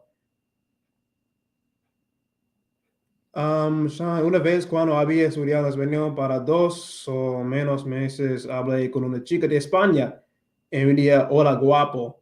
Pensé que me estaba haciendo ojitos, pero es normal decirse guapo con no relación de la definición de tradicional. So Sean was just saying that one time he was talking with this girl from Spain, and she said to him, "Hola guapo," like "Hello handsome." But it didn't mean like the same. It didn't mean that in a like in a like a relationship type way, or like an affection type way. Like it didn't mean more than just like, oh, like you're handsome. It didn't mean like, oh, you're handsome. Let me get your number. Let's go out. I want to be with you. It wasn't like that. But it was like a normal thing to say. Is what Sean was saying. Almost like affection, like romantic love. Cares as with the soon. Cares your routine. Oh, good question. Amir Carter. What is your routine in terms of how you practice Spanish? These days I don't really have a routine. I don't have a routine, honestly. I don't have a routine. I Spanish is like a part of my life now, so I always listen to Spanish music. I always think in Spanish. I'm always talking to myself in Spanish. I speak to my friends in Spanish. Listen to Spanish content. So it's not like I do a routine. I just do things throughout the day in Spanish, basically. It's like the best way I can say it to explain it. I don't have like a routine. I have a lot of things that I would like to do. I have a lot of goals when it comes to Spanish, of course, but I don't have like a routine. Like, oh, some days I'll be like, okay, I do specifically want to get this done today. Like, okay, I actually do want to, watch this YouTube video that talks about expressions from Spain, or I do want to watch this video about expressions for Dominican Republic. But it's not like, okay, I'm gonna do this right now, do this right now, do this right now, and do this right now. It's just like whatever pops up, or whatever I have in mind, I just do. So it's not really like it's not a set routine. With French, is different. With French, I try to have more of a set routine because it's different at the beginning. Right now, since I'm fluent in Spanish, I'm always using it. It's a little bit different. With French, right now, I want to focus on vocabulary. I want to focus on trying to learn at least one verb, or not one verb, one word or one phrase every single day. I've been terrible at that. Um, I mean, guess I do make sure that I read my Spanish book. I try to make sure that I read my French book and learn some grammar of French. Listen to something in French. Like with French, I have to be more strategic because I'm not used to learning French. I'm not used to having that in my life. So I have to be more strategic with that and be a little bit more picky with the schedule. Or else I just won't do it. With Spanish, I'm just used to always, turning something on in Spanish. Like I don't. It's not like a specific study schedule anymore, like I used to have. Another good question. Do you speak Spanish at your job? And I do with some coworkers. I do. Thankfully, I have some coworkers that speak Spanish. Sean, ¿has sentido cuando aprendes temas más complicados tienes menos? Claro que sí, siempre. Jota, one of your videos came up as an option on my YouTube after I've been watching other language videos. Awesome. De Duro 65. Hola. Good to see you back as well. Your video was recommended on my Explore page, Amir Carter says. Good. That's awesome. I love it. I want more people to come to my. Um, I want more people to come to see my channel. I want this channel to be muy grande. Adquirir, yo quiero aumentar la cantidad de personas que están viendo mi canal de YouTube. So make sure that you share my videos. Make sure that you share my videos with your friends, tu madre, tu padre, tus hijos, tus hermanos, tus tíos, tus tías, tus primos, tus sobrinos, tus esposos, cualquier persona en la calle, en Instagram, en Twitter, en Facebook, lo que sea. Si quieres, share my videos if you are enjoying them with your friends and people who may be interested in learning Spanish. That helps out a lot. Like you have no idea. Like just sharing a video, whether it's like if it's on like your social media or something like that, helps out a ton. Amir Carter, and I was looking for inspiration and someone to relate to, and you were perfect at the time. It kept me going. Oh, it's good to hear.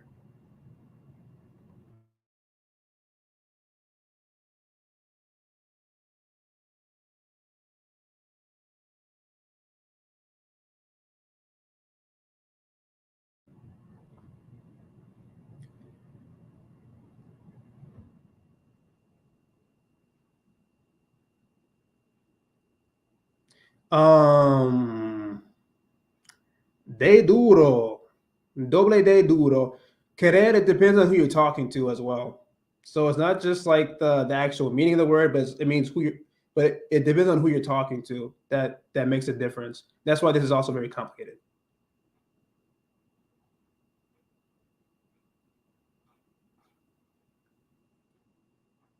It's kind of interesting. I've been, Sean says, watching shows from Spain. I've noticed that they say guapo a lot. I haven't heard it before. Chavel in Spain, I like that word. Isn't that French? Oh no, that's horse. Horse is cheval, not cheval. Mohat. I say like this thing as well. Mojate, isn't that the mojar? Does that mean like you wet yourself? De jota, de duro, de duro. How long was it into your journey that you understand it without pausing or having to think about what was said? Good question. 2015, no, 2020. I would all 2021. I would say a year and a half after.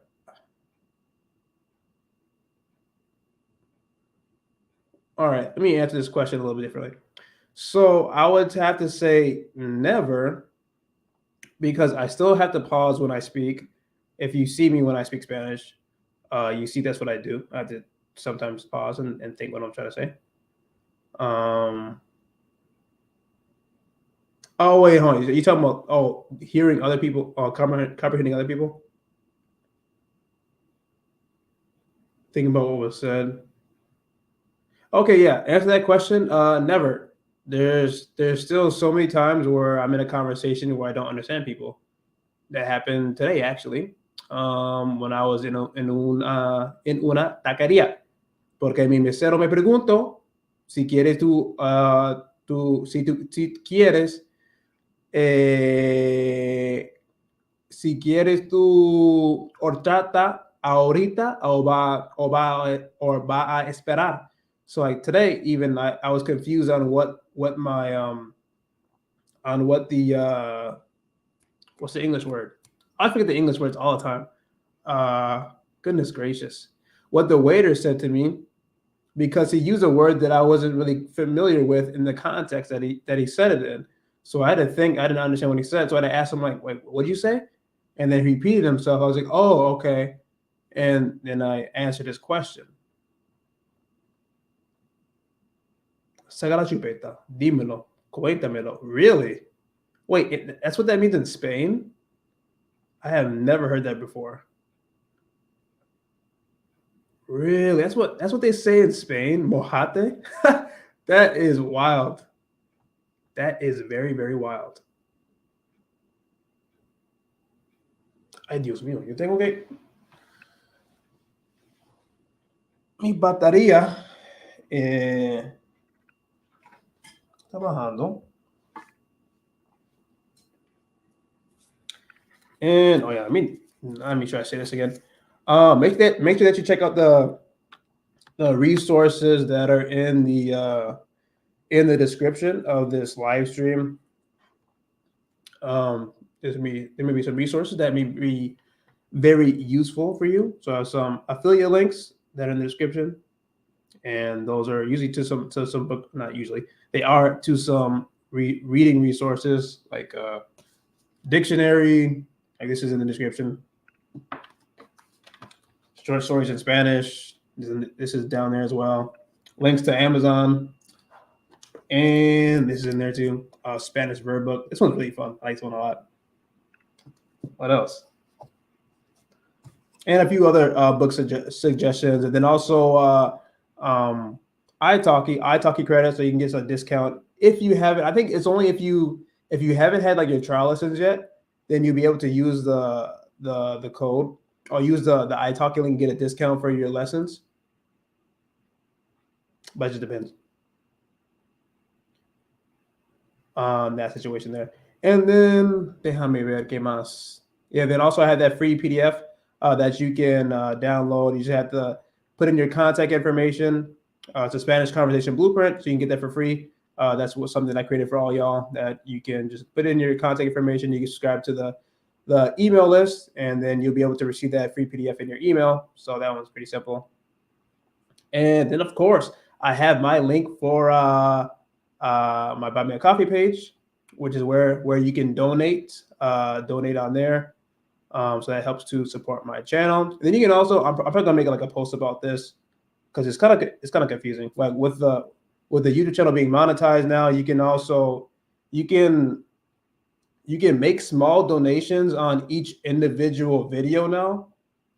There's like a little cash button, so you can donate on each individual video, and then like in this live stream as well. You could like I can't see it on my end right now, but you can do a super chat, which is like a small donation, and then you can ask a question, and then basically like that question will get priority, and then I'll be able to answer that question. So it's a different ways that you can support the channel. So using the affiliate links in the description, you don't have to use those, but if you do, that helps me because I get like a commission from like Amazon with using those affiliate links. Same thing with ITALKI, and then déjame ver con qué más. Yeah, then of course buy me a coffee page. You can donate on there as well if you like to support the channel. So all that helps, of course, and I appreciate all your support.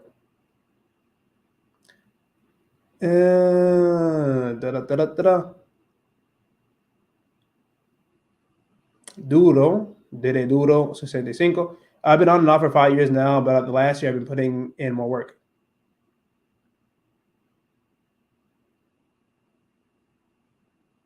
That's really good to hear. Now, this time, don't be on and off anymore. Paul say, hey man, I have a question, and that is, sometimes when I say Spanish and I look at some words, sometimes I do forget the translations. Has that ever happened to you before? Thanks, and how can I correct? I do forget the translations. I mean, yeah, that's normal. It's very normal to forget words. For that to happen again, you really have to focus on acquiring that vocabulary. Oh, de Canadá y hola de los Estados Unidos. So, yeah, I mean, with that, it's really, I mean, that one's kind of hard to say because there could be, many different reasons for why you are forgetting, what the translation is. So that's why it can be hard to answer a question like that. There could be, so many different reasons. Yeah, it could be time. It could be the fact that you don't use that word a lot, or maybe you don't really actually know, you never really knew what the translation was. You only had maybe just you knew the definition, but you didn't know what the actual meaning of that word was. So maybe there could be multiple reasons. I mean, as far as how to like forget that, and I forget it. How to actually has that ever happened to you before? So yeah, it has happened to me before. And the correct, you just have to focus on the vocabulary, I would say. Like I always say, you would have to use, you want to remember vocabulary, you have to actually use it in context. Use it when you're speaking, use it when you're writing, use it when you're thinking in Spanish as well. Kind of use the words over and over again so you don't forget them.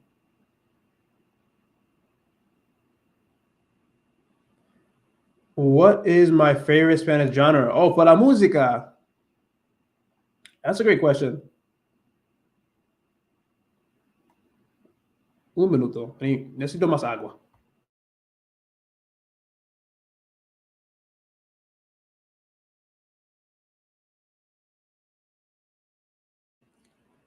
Mi género favorito de música, I think it's hard to say now. At first, it was a reggaeton out of everything. That was like my first exposure to music. Then I went to bachata, and now I'm on salsa. So over the past like 3 years, I've kind of transitioned. I'll say right now it's salsa because I've gotten more exposure to salsa for the first time ever in my life. So I'll say salsa right now. If we were saying to dance to, it's also salsa. Bachata, I'm not too familiar with dancing too much because I've taken classes for salsa, but not too many for bachata. So that's why I feel I don't feel that comfortable with dancing bachata. I feel more comfortable with dancing salsa because I know more moves than I do with bachata. But yeah, salsa is amazing. Just like I love salsa. I love salsa. Bachata I love too. I love to listen to bachata more than I love to actually dance a bachata, which seems like the same thing, but it's not.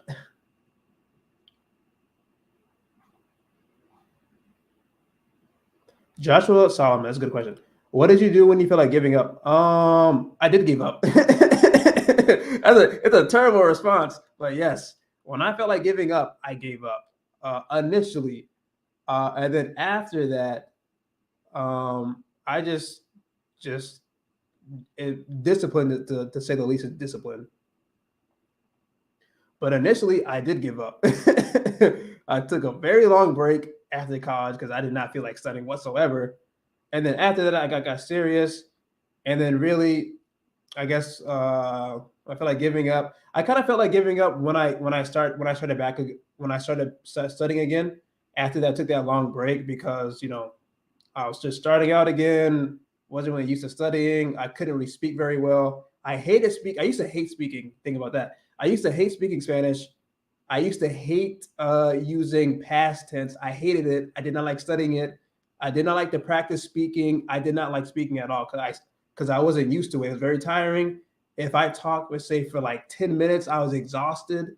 Like same thing with thinking in Spanish. If I was thinking in Spanish for like 10 minutes, I was exhausted. I used to hate thinking in Spanish. And what really helped me get through that, I would say, was like mostly just discipline because I didn't like doing it. There's a lot of things I didn't like studying. For me to get where I am today, I had to do a lot of things that I did not want to do, that I didn't like doing. Number one, speaking to myself, just speaking to myself like at home. That was hard for me to do beforehand. Now it's a lot easier. Well, now it's very easy, of course. Um, it was very hard for me to think in Spanish. And I guess what helped me get through that was like, discipline, but then also, enjoying the process. I did like learning Spanish, but there were certain aspects that I really did like doing. But then I guess like the passion that I had to learn the language was weighed more than my dislike for like a certain things I didn't like to study.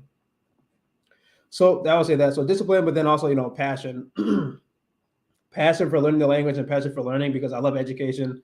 I love educating myself. I love learning new things. So, of course, watching movies in Spanish and listening to music in Spanish, having conversations in Spanish. Once I really started to immerse myself more in the culture, I started to immerse myself more in the language. I developed more of the passion, and the passion is what like the past few years, like I've never thought about giving up like ever anymore. It's never crossed my mind because learning Spanish and learning language has become a part of my life now. So that's something that's like probably like the biggest goal I think should be not the biggest goal, but it should be like a goal for like almost every single language learner. You should make it a part of your life because then, like for me, it's I don't have to I don't necessarily like sometimes I do have to discipline myself. Like with my book, sometimes I'm like, okay, you know what, I need to read this book today. Okay, I'm gonna sit outside 10-15 minutes. I'm gonna read. Sometimes I don't do that. Sometimes I'm not very disciplined, but most of the time I don't have to really push myself to learn Spanish or to speak Spanish because it's part of my life. I've been doing it consistently for 2022, 2021, half of 2020, for like two. I can't count. 2022, 2021, half of 2020. So 2.5 years, like 2.5 years consistently, every single day, been like learning Spanish, studying Spanish. So now I don't have to push myself at all to do it. It's a part of my life. I use Spanish all the time. So I never had the thought of giving up of like learning Spanish or speaking Spanish or improving my Spanish because I'm just so this is part of my life. With French, it's not the same thing. With French, I feel like quitting a lot last year.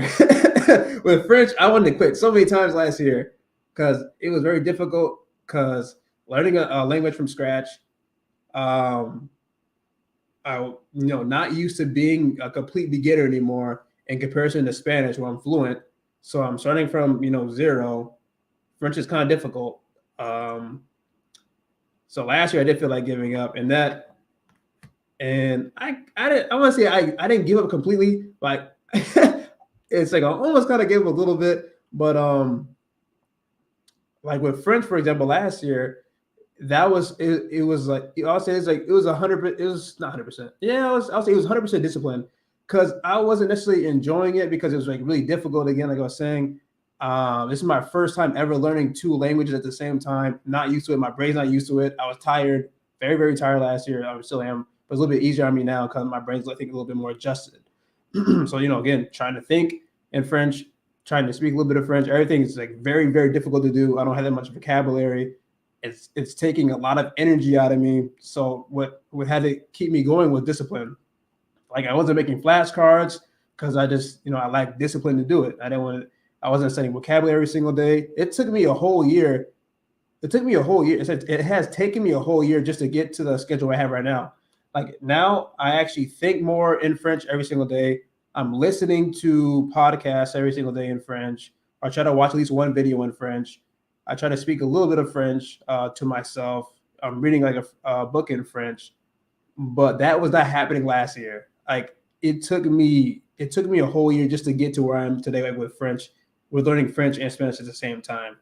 So like with that, it took a whole bunch of discipline. Like I liked, like I didn't like it was okay. Like it was okay learning French, but I wasn't really passionate about it last year. But now I'm actually more passionate about it. But it took a lot of discipline to get where I'm at today, with French specifically.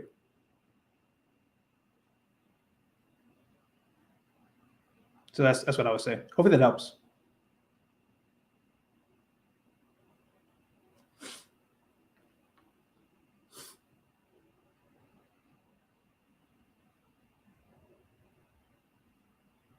They do it. Some days I feel like I'm getting it. Then other days I feel like so far away from getting it. Those are the tough times. Yeah, I feel like that all the time. So don't worry about it. Don't worry about it because that's super normal. At the end of the day, I think I explained this before in another live streams. I haven't said it in this live stream. Feelings are just feelings. We as humans we have como estamos llenas de emociones, pero eso no transmite, esas emociones no transmiten a la realidad.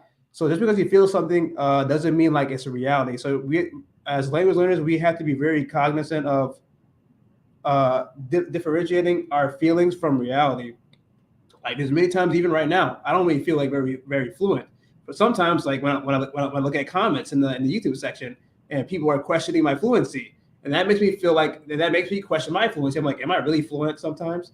Or not just other people, but like me specifically, if I mess up saying words over and over again, or I have trouble communicating when I'm having conversations in Spanish, and then I doubt myself. And when I get into that mentality of doubting myself, I start to question my fluency, or I doubt just like my Spanish skills in general. So that's one thing that I'd recommend. Try to look at things from more of like an objective standpoint versus just from like from a place of feelings, because we're gonna have our down days, we're gonna have up days, but that doesn't mean like it's a reflection of of what your skill is, of what your actual skill is. So that's why like having actual logs of of what you study is like really helpful. So okay, I know that I spoke Spanish to 5 Spanish speakers this week. Oh, that's awesome. But then you're like, oh, okay, but I messed up this, I messed up that, I didn't say this correctly, blah blah blah blah blah. You have all those negative thoughts, and like you let those negative thoughts outweigh the fact that you had conversations with 5 or 6 native Spanish speakers. So it's that kind of dynamic, having that kind of that mentality. It's really just like fighting off negative thoughts. Because if you haven't heard my story yet, I've talked about in my videos about like all the insecurities that I've had over the years. So many insecurities and negative thoughts about like my speaking skills and just my skills in general. It's like the way that I'm learning and things like that. So it's just making sure that you truly understand what you are doing, and being positive. Yes, I am learning Spanish. I mess it up, but having making mistakes is normal, and like being positive. Paul, say Paul, Pow. I just admit one thing, and we think we don't agree on this. Where some days easier than others. So yeah, that's all I have to say. Sorry, it's not more. It happens.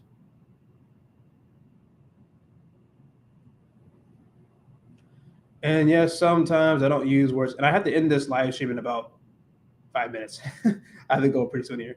But thank you very much for all you for participating. It's been a very fun live stream. I love all the questions and the conversation. And the conversation that y'all are having as well. That's what I want. I want all y'all to have conversations amongst yourself, like within in the comments here during the live streams, and not just questions directed towards me, but you can have conversations with each other. I really like that. So Paul says, yes, sometimes if I don't use words for a long time, I do forget them, but then sometimes in my mind, sometimes I do find them. So I try to stay up on top of it, be that I can. And yes, I do take breaks too. Because if I didn't, I would burn out. But I mean, yeah, I've burned out before. That was fun.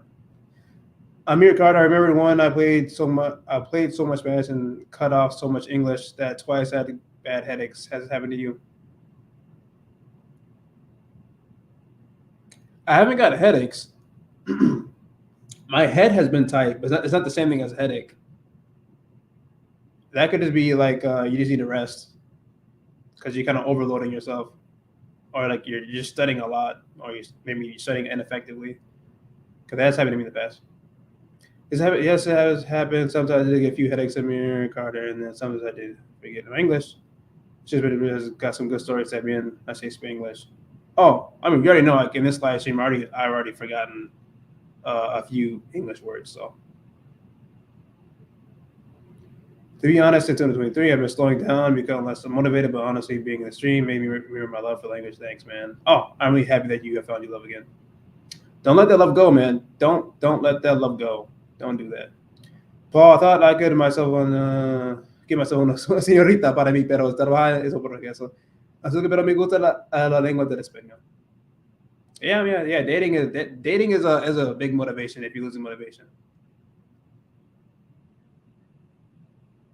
Facts. I've been almost started talking to English speakers in Spanish until I actually use words in Spanish instead of English.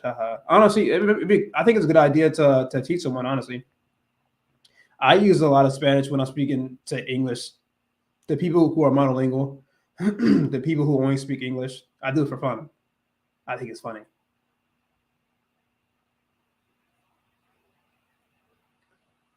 Yes, dear Amir. Yes, those are normal feeling. I want to quit so many times, but I just love the language too much to leave it. Yeah, I felt that too. Buenas noches, Paul. Alberta, Canada. Hasta luego y cuídate. Yep, thank you very much for coming. Sí. De duro. 65. Would you recommend Discord for learning Spanish? I would. I like Discord, at least like the Discords that I've been in, because like there's a lot of there's a lot of different like rooms. Like you're part of a group, but then like within each group there's, or server they call it, I suppose. They have like different little tabs or different sections with different people talking. So I like those a lot because you can get different resources off Discord. On Discord, I've seen a lot where there's discussions happening between native Spanish speakers and Spanish learners. So there's also that kind of like language exchange on there too. You can find there's native Spanish speakers that you can find in Discords too. So I think that's pretty good. Damn it, Kebas. So with Discord, yeah, resources, native Spanish speakers, and then and then it's also how do you say this? Like real time, live chat. So that's kind of another benefit. So you can kind of talk to people throughout the day if you like.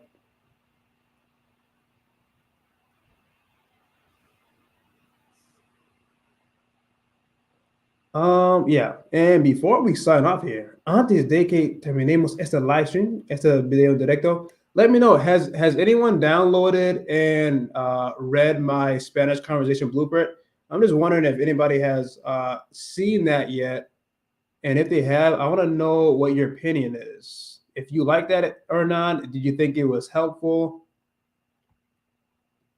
And if you haven't, make sure that you do get your Spanish nerd, or excuse me, not Spanish nerd, your Spanish conversation blueprint in the description below. Because that is free, and I think could be very useful for you. And if it's not, let me know.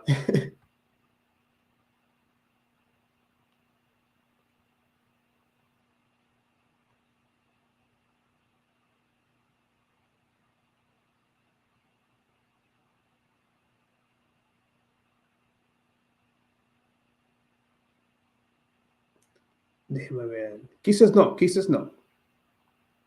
Pero aparte de eso, apart from that, yeah, don't forget to subscribe to this channel. Suscríbete, suscríbete, suscríbete, ese canal. Suscribir es una palabra que me cuesta pronunciar. It's a very difficult word to say in Spanish. Pero es como suscribir, suscribir. And it literally took me all last year to figure out how to pronounce this word. Suscribir, and then suscríbete, and then suscriptor, which is a subscriber, like a new verb, new vocabulary with YouTube. So it's kind of cool.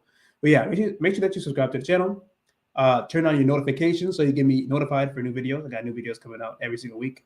So those are all very exciting. I'm excited for some videos that will be coming out next week. So make sure that you look out for those. And yeah, like the videos when you watch them, and leave comments. I love to read your comments, read all of them. I do my best to read all of them and respond to all of them. Sometimes I can miss them because it's like comments are kind of weird. But I do my best to make sure I comment on every single comment, los comentarios que ustedes dejan. So make sure that you do that. Then also, share my videos with your friends and family, or whoever who be within the language learning community, on your social media. If you found a video that was very helpful for you, make sure that you share them on your social media as well. That really helps me out. I think helps out all of us as well. And the more people, the more feedback I can get, so I can figure out what type of videos that y'all need, or what type of videos that you would like to watch in the future. So that's why all that is very helpful. Good question, Amir. You have any videos where you order food in Spanish and record it? No, never. I have never. Maybe in the future, but we'll see. Yeah, I haven't made too many videos like that because I have to get over my fear of speaking Spanish. It's one thing to speak Spanish. It's one thing to order in Spanish, to speak Spanish by myself. It's another thing. It's another level of overcoming fear if I'm recording myself speaking Spanish. Yeah, I'm used to speaking Spanish alone, without having, potentially thousands of people in the future watching my videos. So yeah, but we'll see. I should be having some more videos in Spanish this year for sure. I'm just getting over my fear. So yeah, but apart from that, yeah, make sure that you check out the resources that are linked below in the description of this live stream. Whichever ones seem the most useful for you or that you are interested in. And thank you again all for the support. Muchas gracias. Mil gracias a todos ustedes para todo su apoyo. Les agradezco muchísimo por todo su apoyo, tus comentarios, por las vistas, and then for the support, for the mental support too, because it's tough. Like you all know, it's tough to learn Spanish. Me cuesta continuar a veces, pero me levantan, me da mucha risa, me da mucha vida.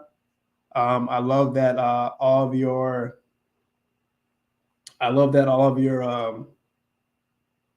ideals. I love that all your comments, really help me to stay motivated to continue making videos. Not only just make videos, but continue to learn Spanish. I still have my days where I don't feel like doing anything at all. So yeah, thank you all for the support. I love this community that we have, Spanish Bloopers community. So it's been an amazing opportunity to get to know you more and yeah, to get this support. It's been pretty awesome. His last comment. Now I'm signing off here. Amir Carter. Let's see. Man, that's what you made up. We got to hablar in the break room and me trabajo. I feel you, bro. Well, do it. The next time that you're in your break room, make sure you speak Spanish. Yeah, face your fear. Just do it. And then do it consistently. And do it every single day. And it'll be really fun. Trust me. All right. Muchas gracias a todos ustedes otra vez. I'm out of here. Me voy. Me tengo que ir. And thank you again for watching. I will see you in the next live stream. I should be having another one, sometime this weekend. So make sure you watch out for that. And I will talk to all y'all later. Muchas gracias a ustedes y cuídense muchísimo. Adiós.